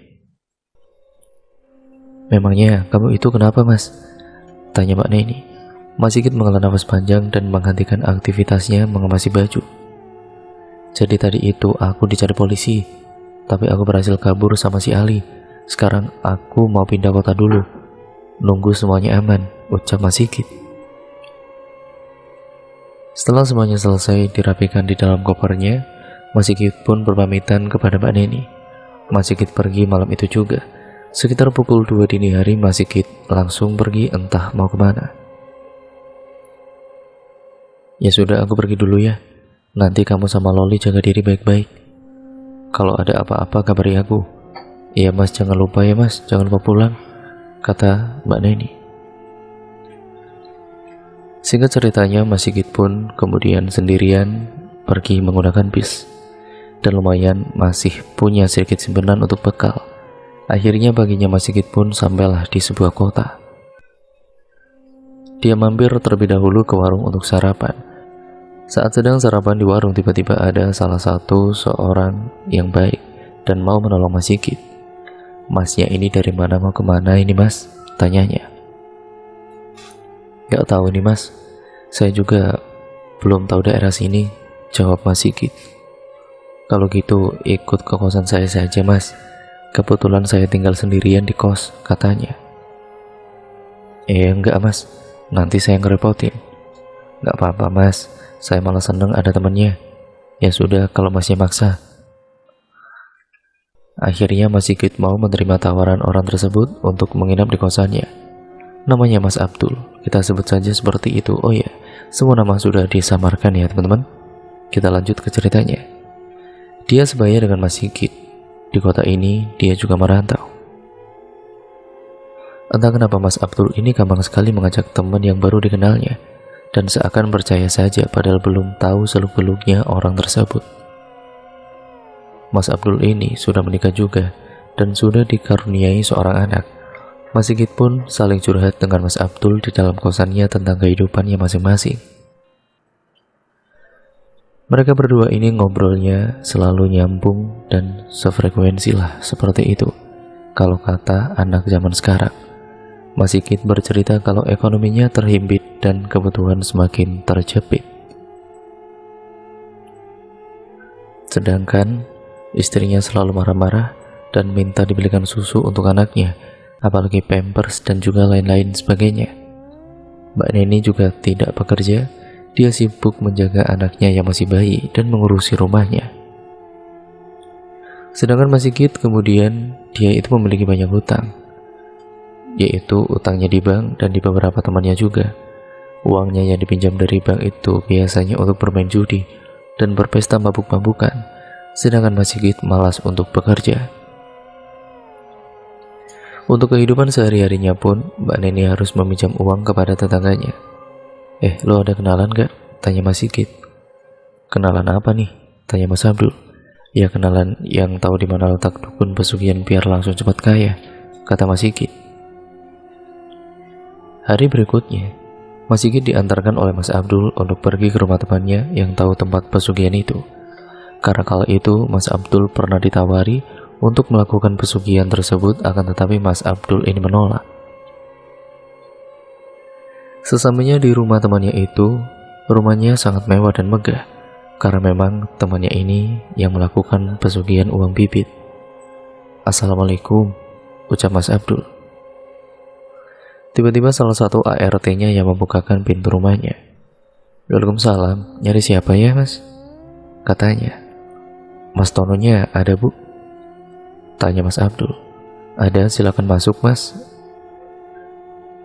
Keduanya pun masuk ke dalam rumahnya dan dipersilakan duduk di sofa yang empuk dan juga mewah.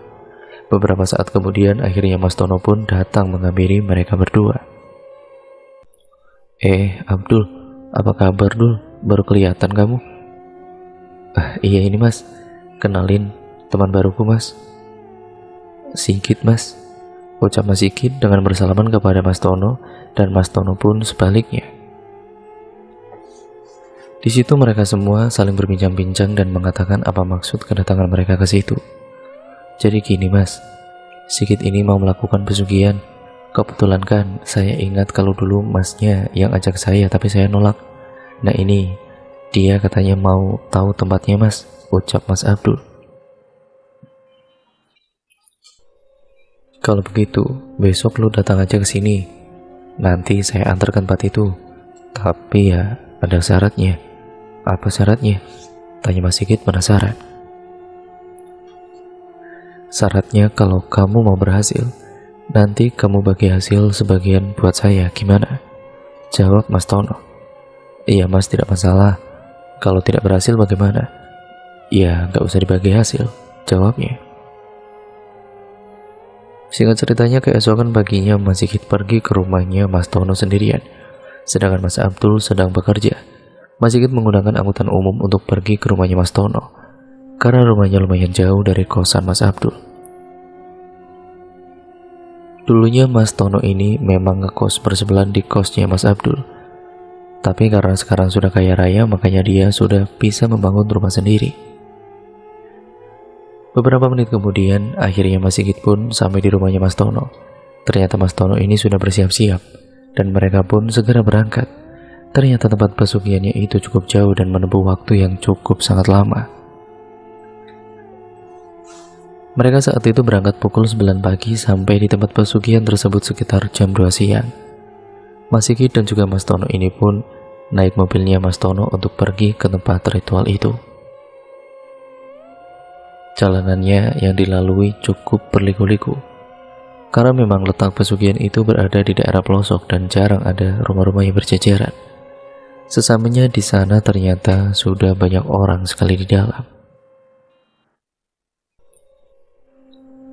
Mereka semua yang datang dari berbagai kota dan maksud kedatangan semuanya itu ya sama, ingin cepat kaya raya, punya banyak uang, dan tidak capek dan tidak perlu untuk bekerja.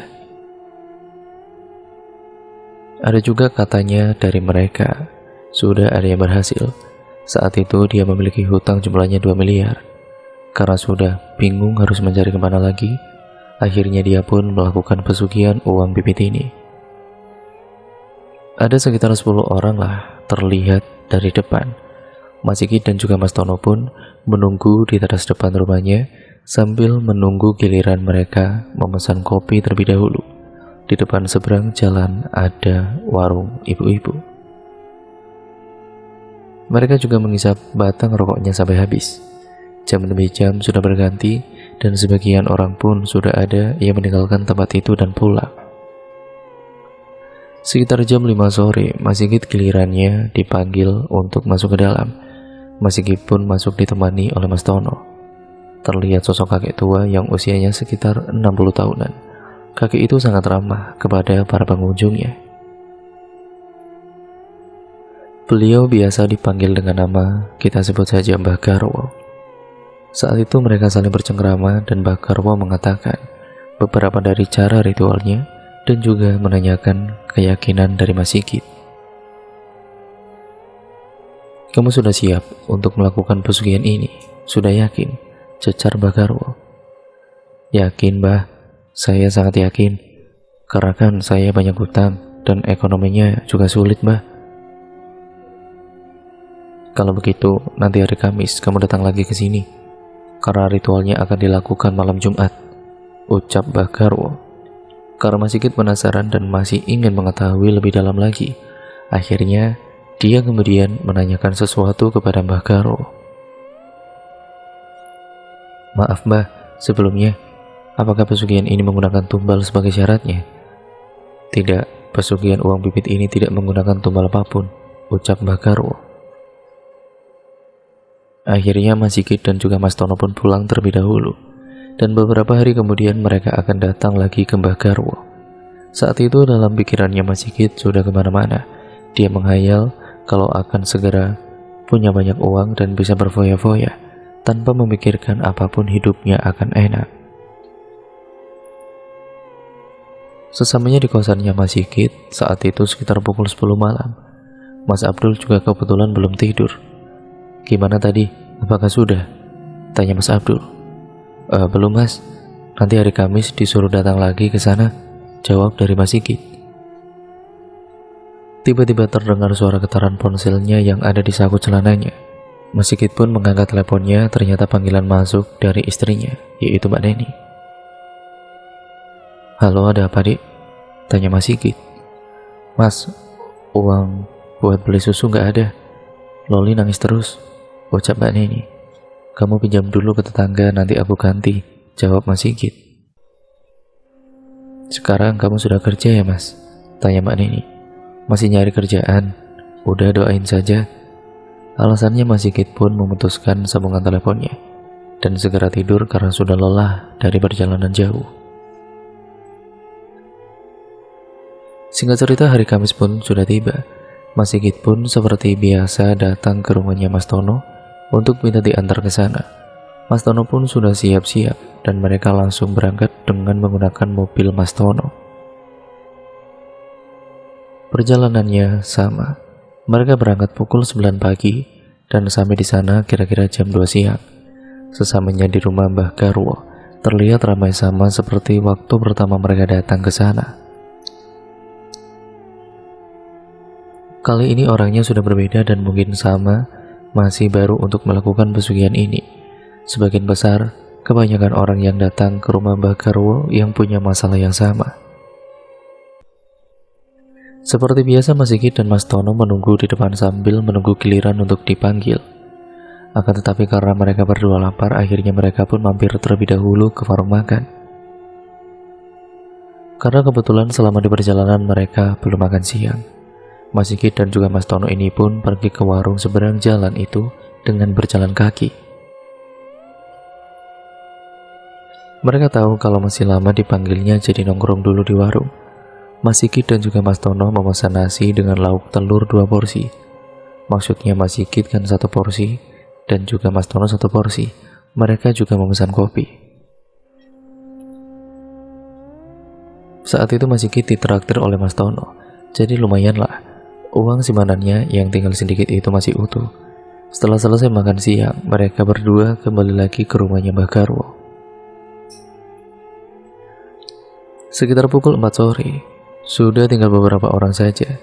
Karena sebagian sudah pulang, Mas Sigit dan juga Mas Tono pun akhirnya dipanggil untuk masuk. Mereka ikut bercengkrama dengan orang yang lain yang ada di dalam rumah Mbah Garwo. Singkat ceritanya, sekitar pukul 5 sore, Mas Sigit diperintahkan oleh Mbah Garwo untuk membeli 3 lilin dan juga korek api terlebih dahulu di warung depan. Akhirnya Mas Sigit pun pergi ke warung depan itu sendirian, sedangkan Mas Tono menunggu di dalam. Beberapa saat kemudian akhirnya Mas Sigit kembali dengan membawa 3 lilin dan korek api. "Nanti kamu masuk sekitar jam 6 kurang ya," ucap Mbah Garwo. Sigit pun hanya mengangguk mendengar ucapan dari Mbah Garwo. Sekitar pukul 6 kurang, Mas Sigit pun diantar masuk oleh Mbah Garwo ke sebuah tempat untuk melakukan sebuah ritual. Di dalam tempat itu terdapat tempat lilin dan juga beberapa sesajen seperti kemenyan, kembang 7 rupa, pisang, kelapa, ubi.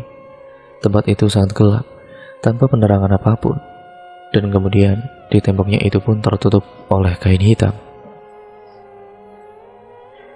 "Kamu nanti nyalakan lilin ini pukul 6 tepat. Nyalakan dan jangan sampai lilin itu habis atau mati. Kalau sekiranya mau habis, kamu tambah lagi di atasnya. Pokoknya jangan sampai mati," ucapnya. "Iya Mbah, saya ngerti Mbah," jawab Mas Sigit. "Dan jangan sampai kamu tidur atau ketiduran, itu tidak boleh. Kamu harus fokus. Kalau mau buang air gak apa-apa, buang air nanti lanjut lagi," ucap Mbah Garwo. Mas Sigit pun hanya bisa mengangguk menjawab pertanyaan dari Mbah Garwo. Kemudian Mbah Garwo memberikan secari kertas yang isinya mantra kata Mbah Garwo. "Bacakan mantra itu dari jam 6 malam sampai jam 6 pagi, paham?" ucap Mbah Garwo.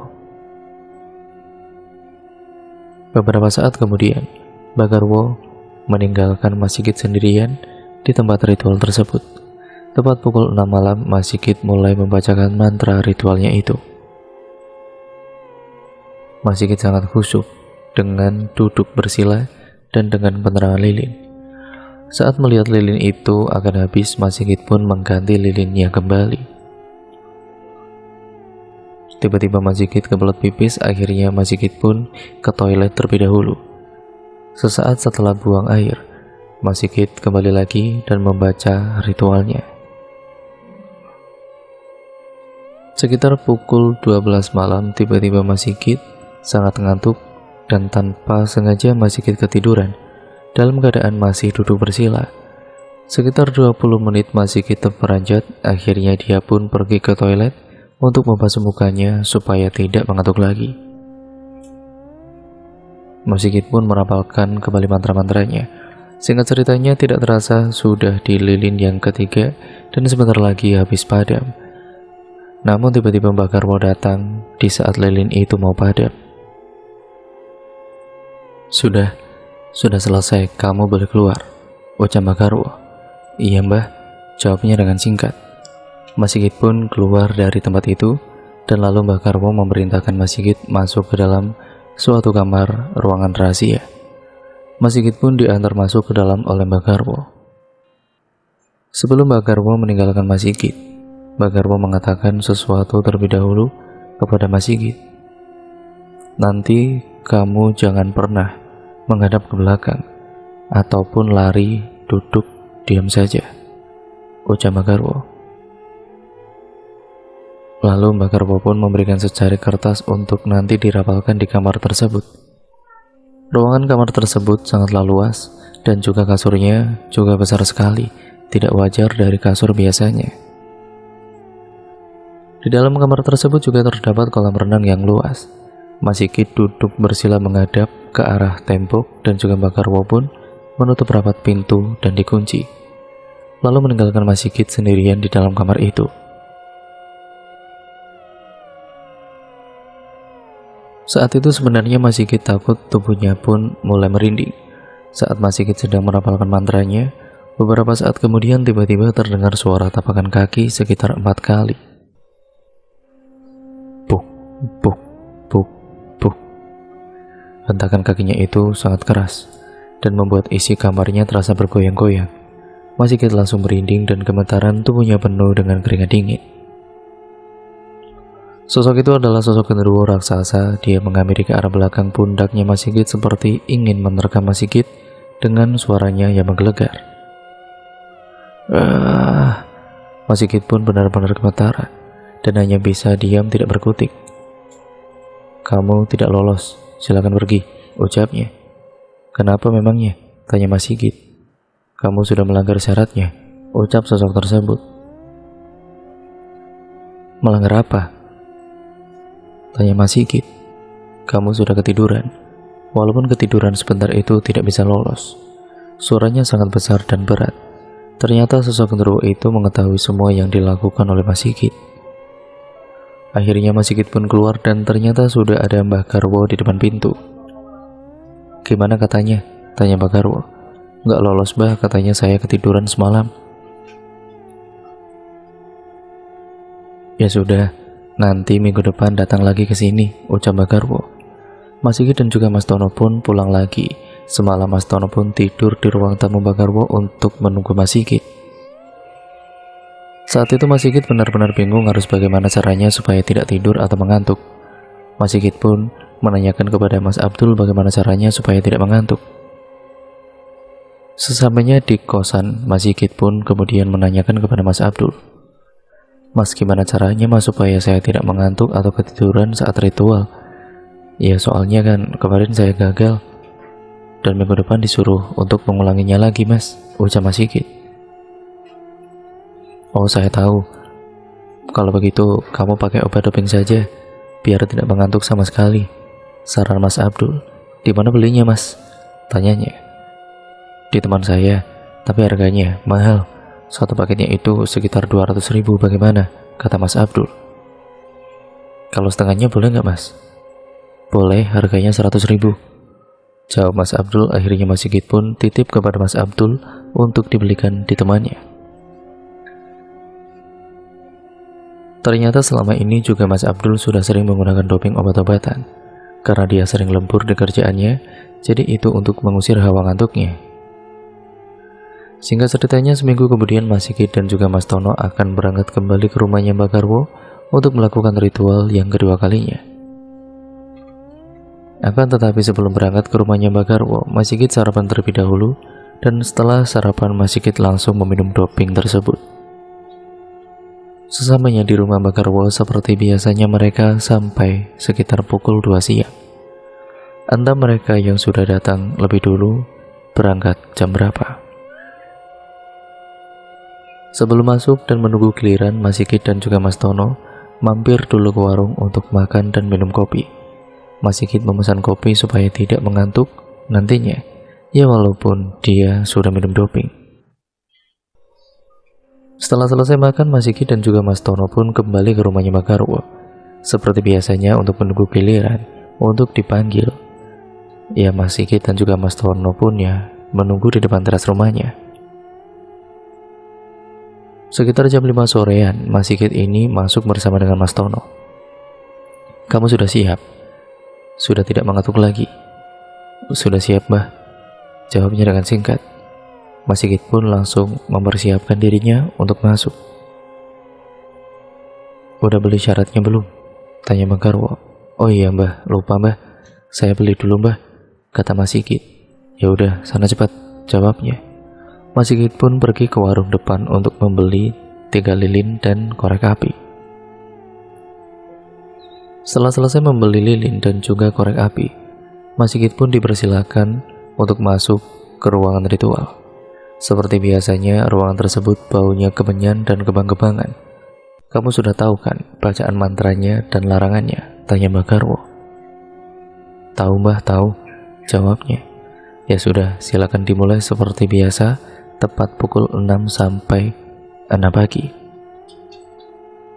Pukul 6 malam, Mas Sigit pun langsung memulai menyalakan lilinnya dan merapalkan mantra-mantranya.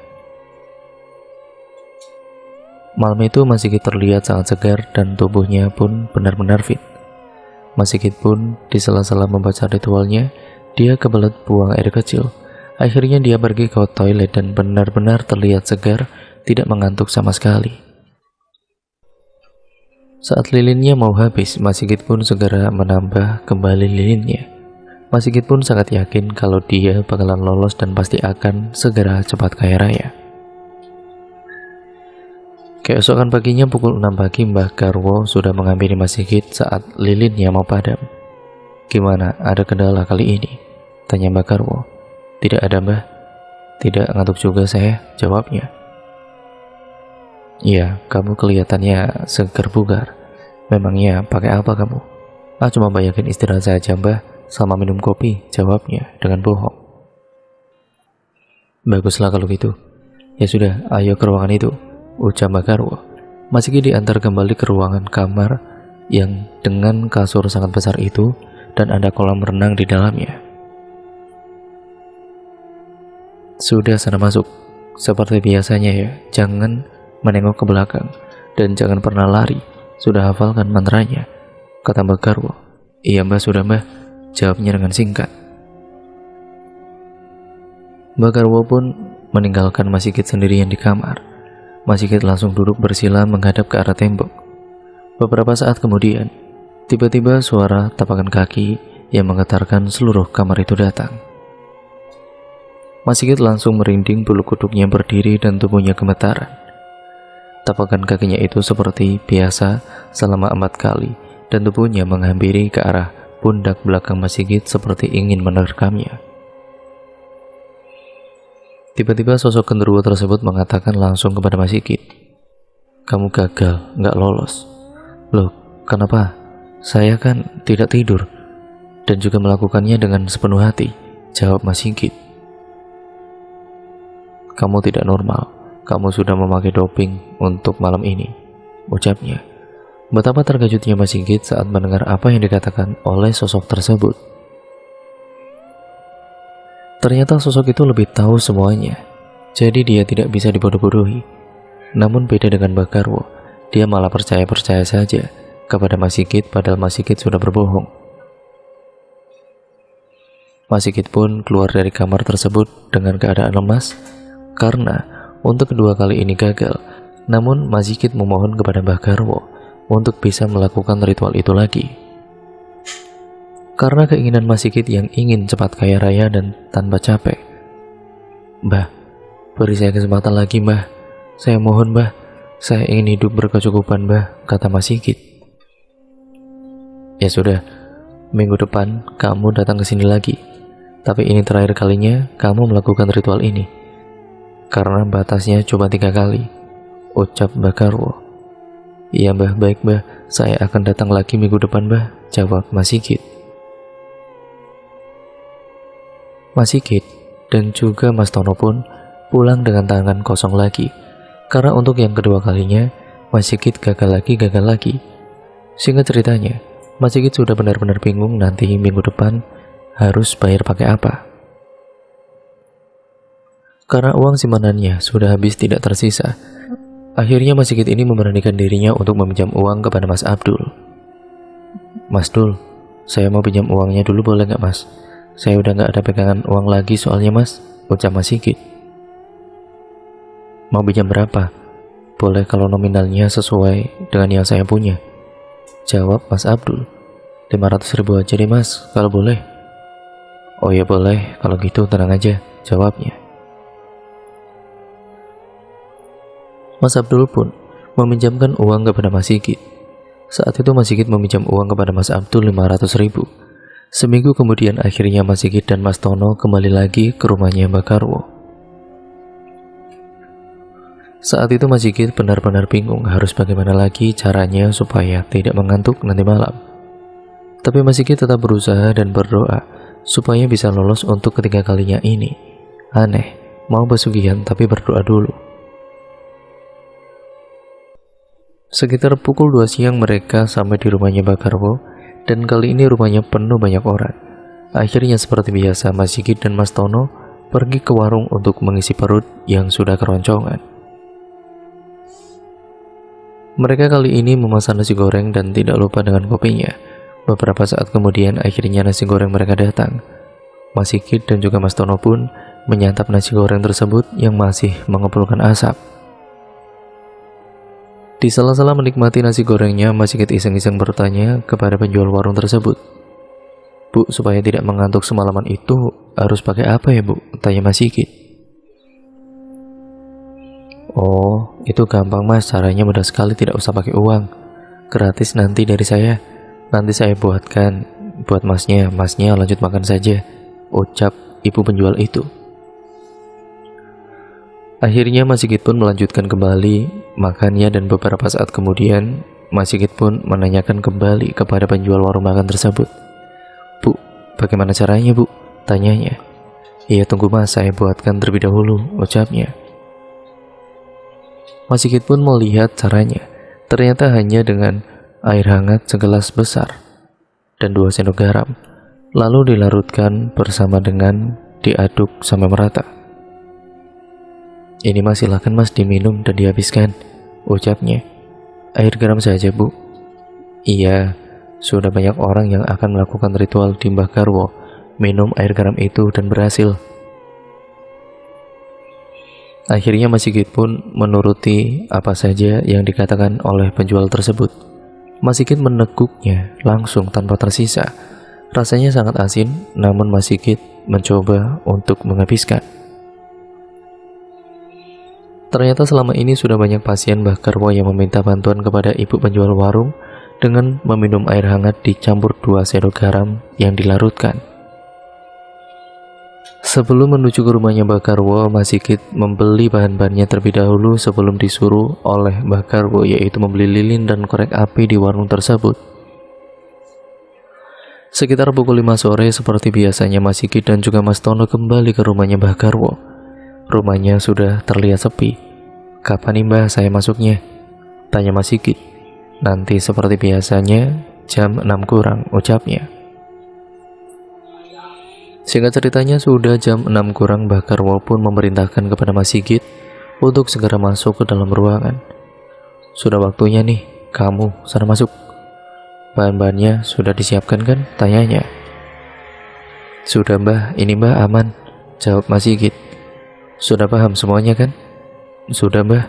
Mas Sigit pun menganggukkan kepalanya pertanda paham. Mas Sigit pun kemudian langsung masuk ke dalam ruangan ritual pertamanya. Saat itu Mas Sigit merasa pede atau percaya diri karena dia sudah meminum air garam yang dipercaya tidak akan mengantuk. Akhirnya Mas Sigit pun mulai duduk bersila menghadap ke arah sesajen dan dia juga mulai menyalakan lilinnya dengan menggunakan korek api. Mas Sigit mulai merapalkan mantra tepat di pukul 6 malam. Mas Sigit dengan husuknya dia merapalkan mantranya dan mulutnya berkemat kamit. Sekitar pukul 9 malam, Mas Sigit merasa ingin buang air kecil. Akhirnya dia menghentikan sejenak mantranya dan pergi ke kamar mandi untuk buang air kecil dan juga cuci muka supaya tidak mengantuk. Setelah selesai buang air kecil dan cuci muka, Mas Sigit kembali lagi ke ruangan tersebut. Dia duduk bersila kembali dan merapalkan mantranya dengan khusyuk. Saat itu lilin sudah mau habis. Mas Sigit pun dengan sigap menambah kembali lilinnya yang mau padam tersebut. Malam itu benar-benar Mas Sigit tidak merasa mengantuk dan benar-benar segar. Mas Sigit pun percaya dengan air hangat yang dicampur garam itu memang berhasil. Setelah lilin itu tinggal sedikit dan sudah mau padam, hanya terlihat sumbu tali yang ada di dalam lilin tersebut. Tiba-tiba Mbah Garwo datang ke ruangan tersebut, seakan dia itu tahu kalau lilinnya sudah mau padam. Seperti biasanya, Mbah Garwo menanyakan kepada Mas Sigit tentang ritualnya malam ini. "Gimana, ada kendala atau gangguan atau tidak?" ucap Mbah Garwo pada kala itu. "Tidak ada Mbah, aman Mbah," jawabnya. "Tidak ngantuk?" tanyanya. Tidak Mbah." Mas Sigit pun kemudian menjawab dengan menggeleng-gelengkan kepalanya. "Ya sudah, kalau begitu kita ke kamar itu lagi," ucapnya. Di saat Mas Sigit sedang melakukan ritual pertamanya untuk ketiga kalinya, dia selalu merasa gemetaran, keringatnya bercucuran, dan hawa dingin pun merasuk dalam tubuhnya sehingga Mas Sigit setiap datang melakukan ritual merasakan merinding pada tubuhnya. Bahkan di dalam ruangan ritual pertamanya tersebut, setiap jam 12 malam, kain hitam yang menempel pada dinding itu selalu saja bergerak-gerak sendiri, padahal tidak ada angin yang datang. Pernah juga saat Mas Sigit mendengar ada suara benda jatuh dari atas. Namun Mas Sigit tidak menghiraukan hal itu. Dia masih tetap fokus untuk duduk bersila dan merapalkan mantra-mantranya. Karena sebelumnya Mas Sigit sudah diberitahu oleh Mbah Garwo, kalau ada sesuatu yang mengganggu atau suara-suara yang berdatangan, jangan pernah goyah dan jangan pernah hiraukan. Harus tetap fokus merapalkan mantranya. Singkat ceritanya, Mas Sigit diantar lagi oleh Mbah Garwo untuk ke kamar dengan kasur yang berukuran besar tinggi itu dan ada kolam renangnya di dalamnya. Sudah siap kan? Tanya Mbah Garwo. Sudah Mbah, jawabnya dengan singkat. Ya sudah, sana masuk seperti biasanya. Jangan menengok ke arah belakang dan jangan pernah mencoba lari atau berpindah tempat, ucapnya. Iya Mbah, saya selalu ingat itu. Ini kan juga bukan pertama kalinya. Jadi ya, saya sudah paham kok Mbah, jawab Mas Sigit. Mantranya jangan salah, masih hafal kan? Tanya Mbah Garwo. Masih Mbah, jawabnya. Mas Sigit pun masuk ke dalam kamar itu dan kemudian duduk menghadap ke arah tembok. Seperti biasa rasanya deg-degan dan merinding. Mas Sigit mulai merapalkan mantranya dan tiba-tiba terdengar suara tapakan kaki yang seperti biasanya sebanyak 4 kali. Mas Sigit pada kali itu pun sampai mulai gemetaran saat sosok itu datang menghampirinya. Sosok itu berada tepat di belakang tubuhnya seperti akan menerkam Mas Sigit. Seketika Mas Sigit pun merinding, bulu kuduknya berdiri. Kali ini sudah waktunya kamu lolos. Terima kasih Tuhan, jawabnya dari Mas Sigit. Tapi ada syaratnya, jawab sosok itu. Syarat? Apa syaratnya? Tanya Mas Sigit. Nanti juga kamu akan tahu sendiri kalau sudah keluar dari sini, karena dia yang akan menjelaskannya, ucap sosok itu. Setelah selesai Mas Sigit sudah disusul oleh Mbah Garwo. Mas Sigit pun keluar dari kamar tersebut. Bagaimana ritualnya? Tanya Mbah Garwo. Lolos Mbah katanya, tapi katanya ada syaratnya jika saya mau mendapat pesugihan uang bibit. Tapi syaratnya belum dikasih tahu kepada saya, ucap Mas Sigit. Syaratnya kamu harus membeli buah-buahan seperti pisang dari yang berukuran kecil, sedang sampai yang besar. Terus juga dengan kelapa yang muda, serta yang tua dan kembang-kembangan 7 rupa, ucap Mbah Garwo.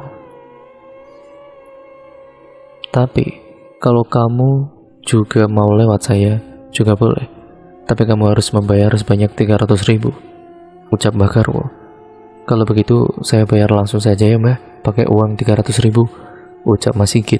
Iya boleh, jawabnya dengan singkat. Kebetulan saat itu Mas Sigit masih punya uang simpanan yang cukup untuk membayar kepada Mbah Garwo. Ini Mbah, uangnya 300.000, ucap Mas Sigit dengan memberikan uang 300.000 kepada Mbah Garwo.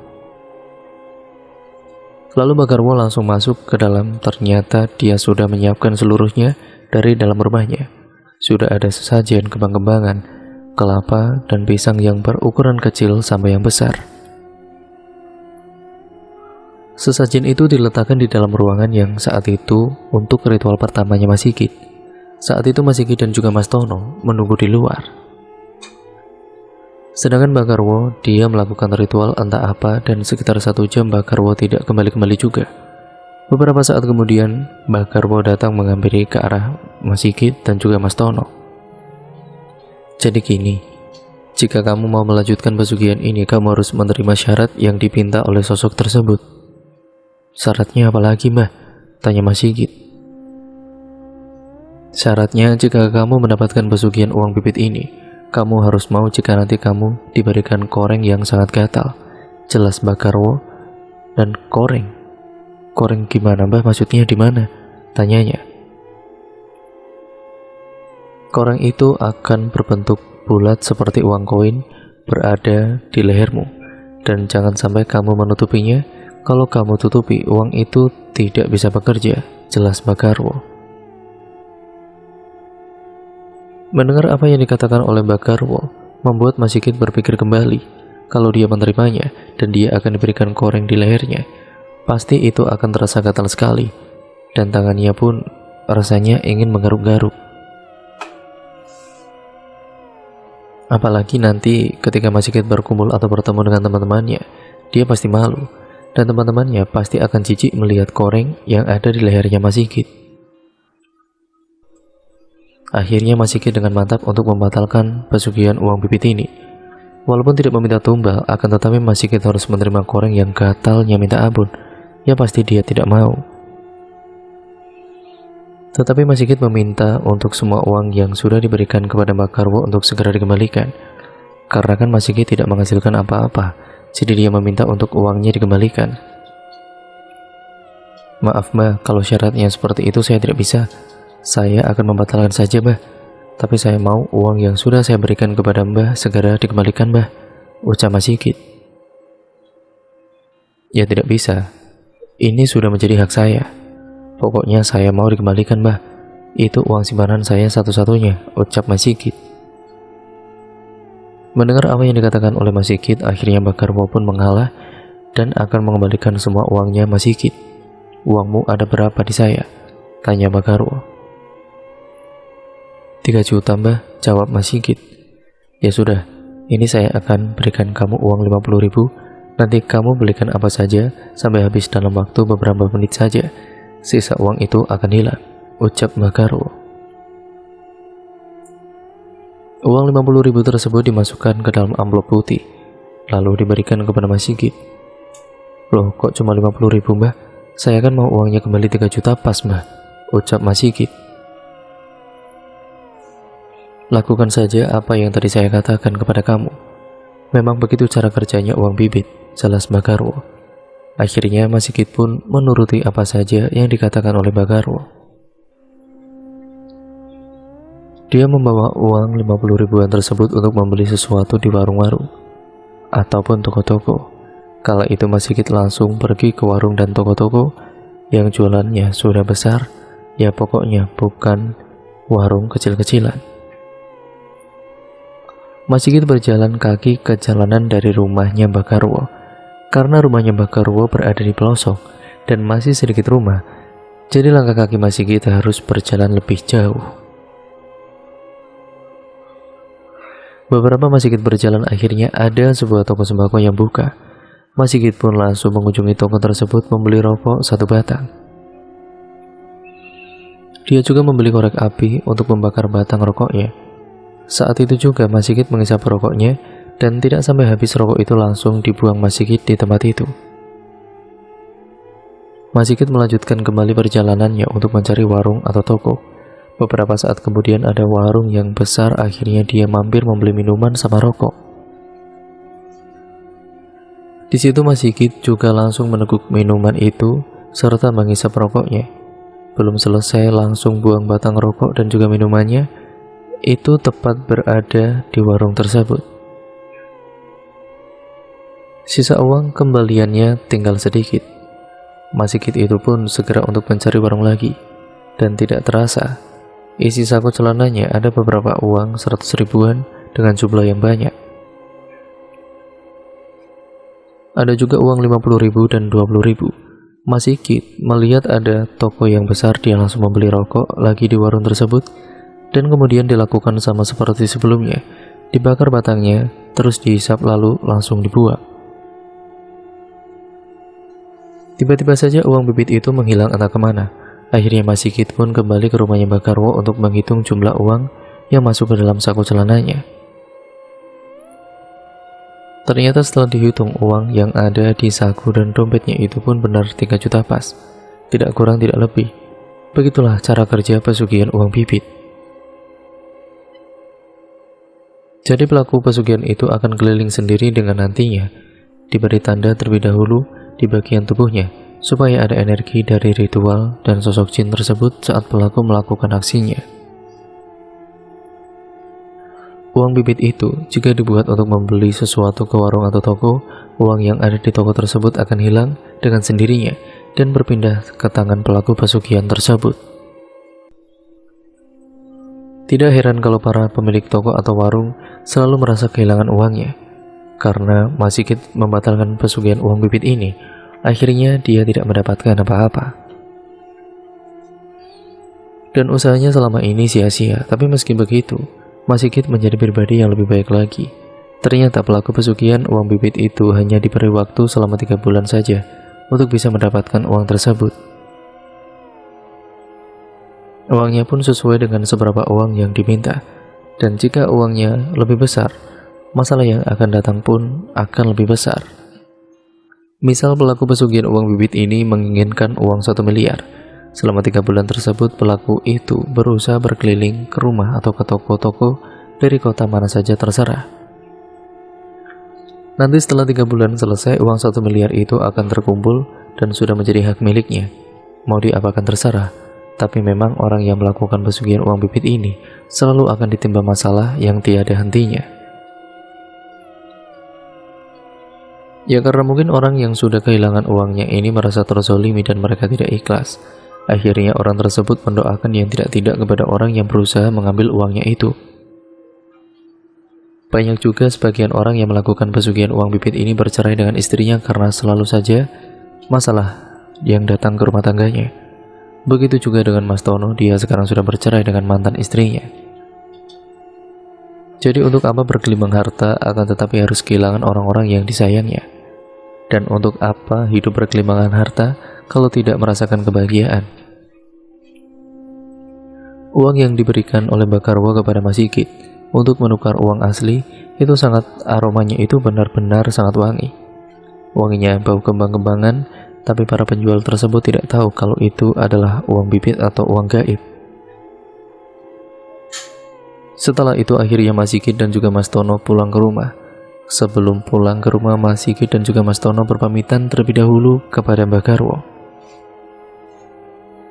"Mbah, kami pamit pulang dulu ya Mbah. Makasih ya Mbah sudah mau bersabar dengan saya," ucap Mas Sigit. "Iya kalian hati-hati ya di jalan," jawab Mbah Karwo.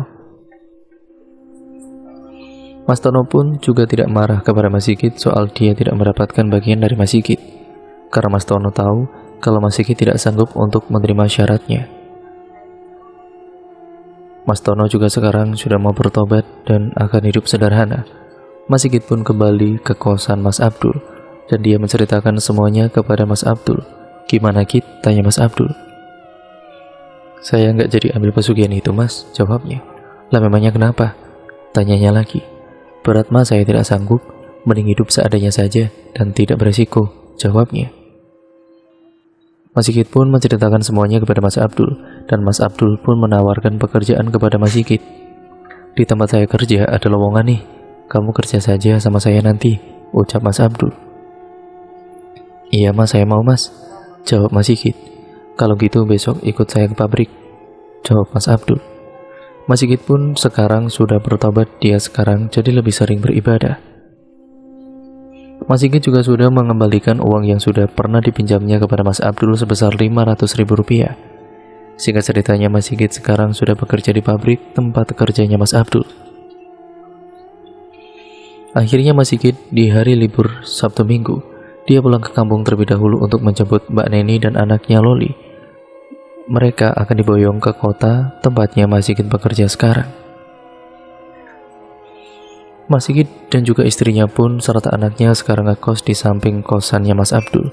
Mas Abdul juga sekarang membawa istri serta anaknya, jadi Mbak Neni dan Loli ada temannya. Sedangkan Mas Tono sekarang sudah hidup sederhana dan dia sudah menikah lagi. Mas Sigit juga sudah berhenti bermabuk-mabukan atau bahkan bermain judi. Semoga kita bisa mengambil hikmah dan pembelajarannya ya teman-teman, bahwa jika ingin sukses dan banyak uang, kita harus berusaha dan berdoa serta bekerja dengan giat. Karena tidak ada usaha yang mengkhianati hasil.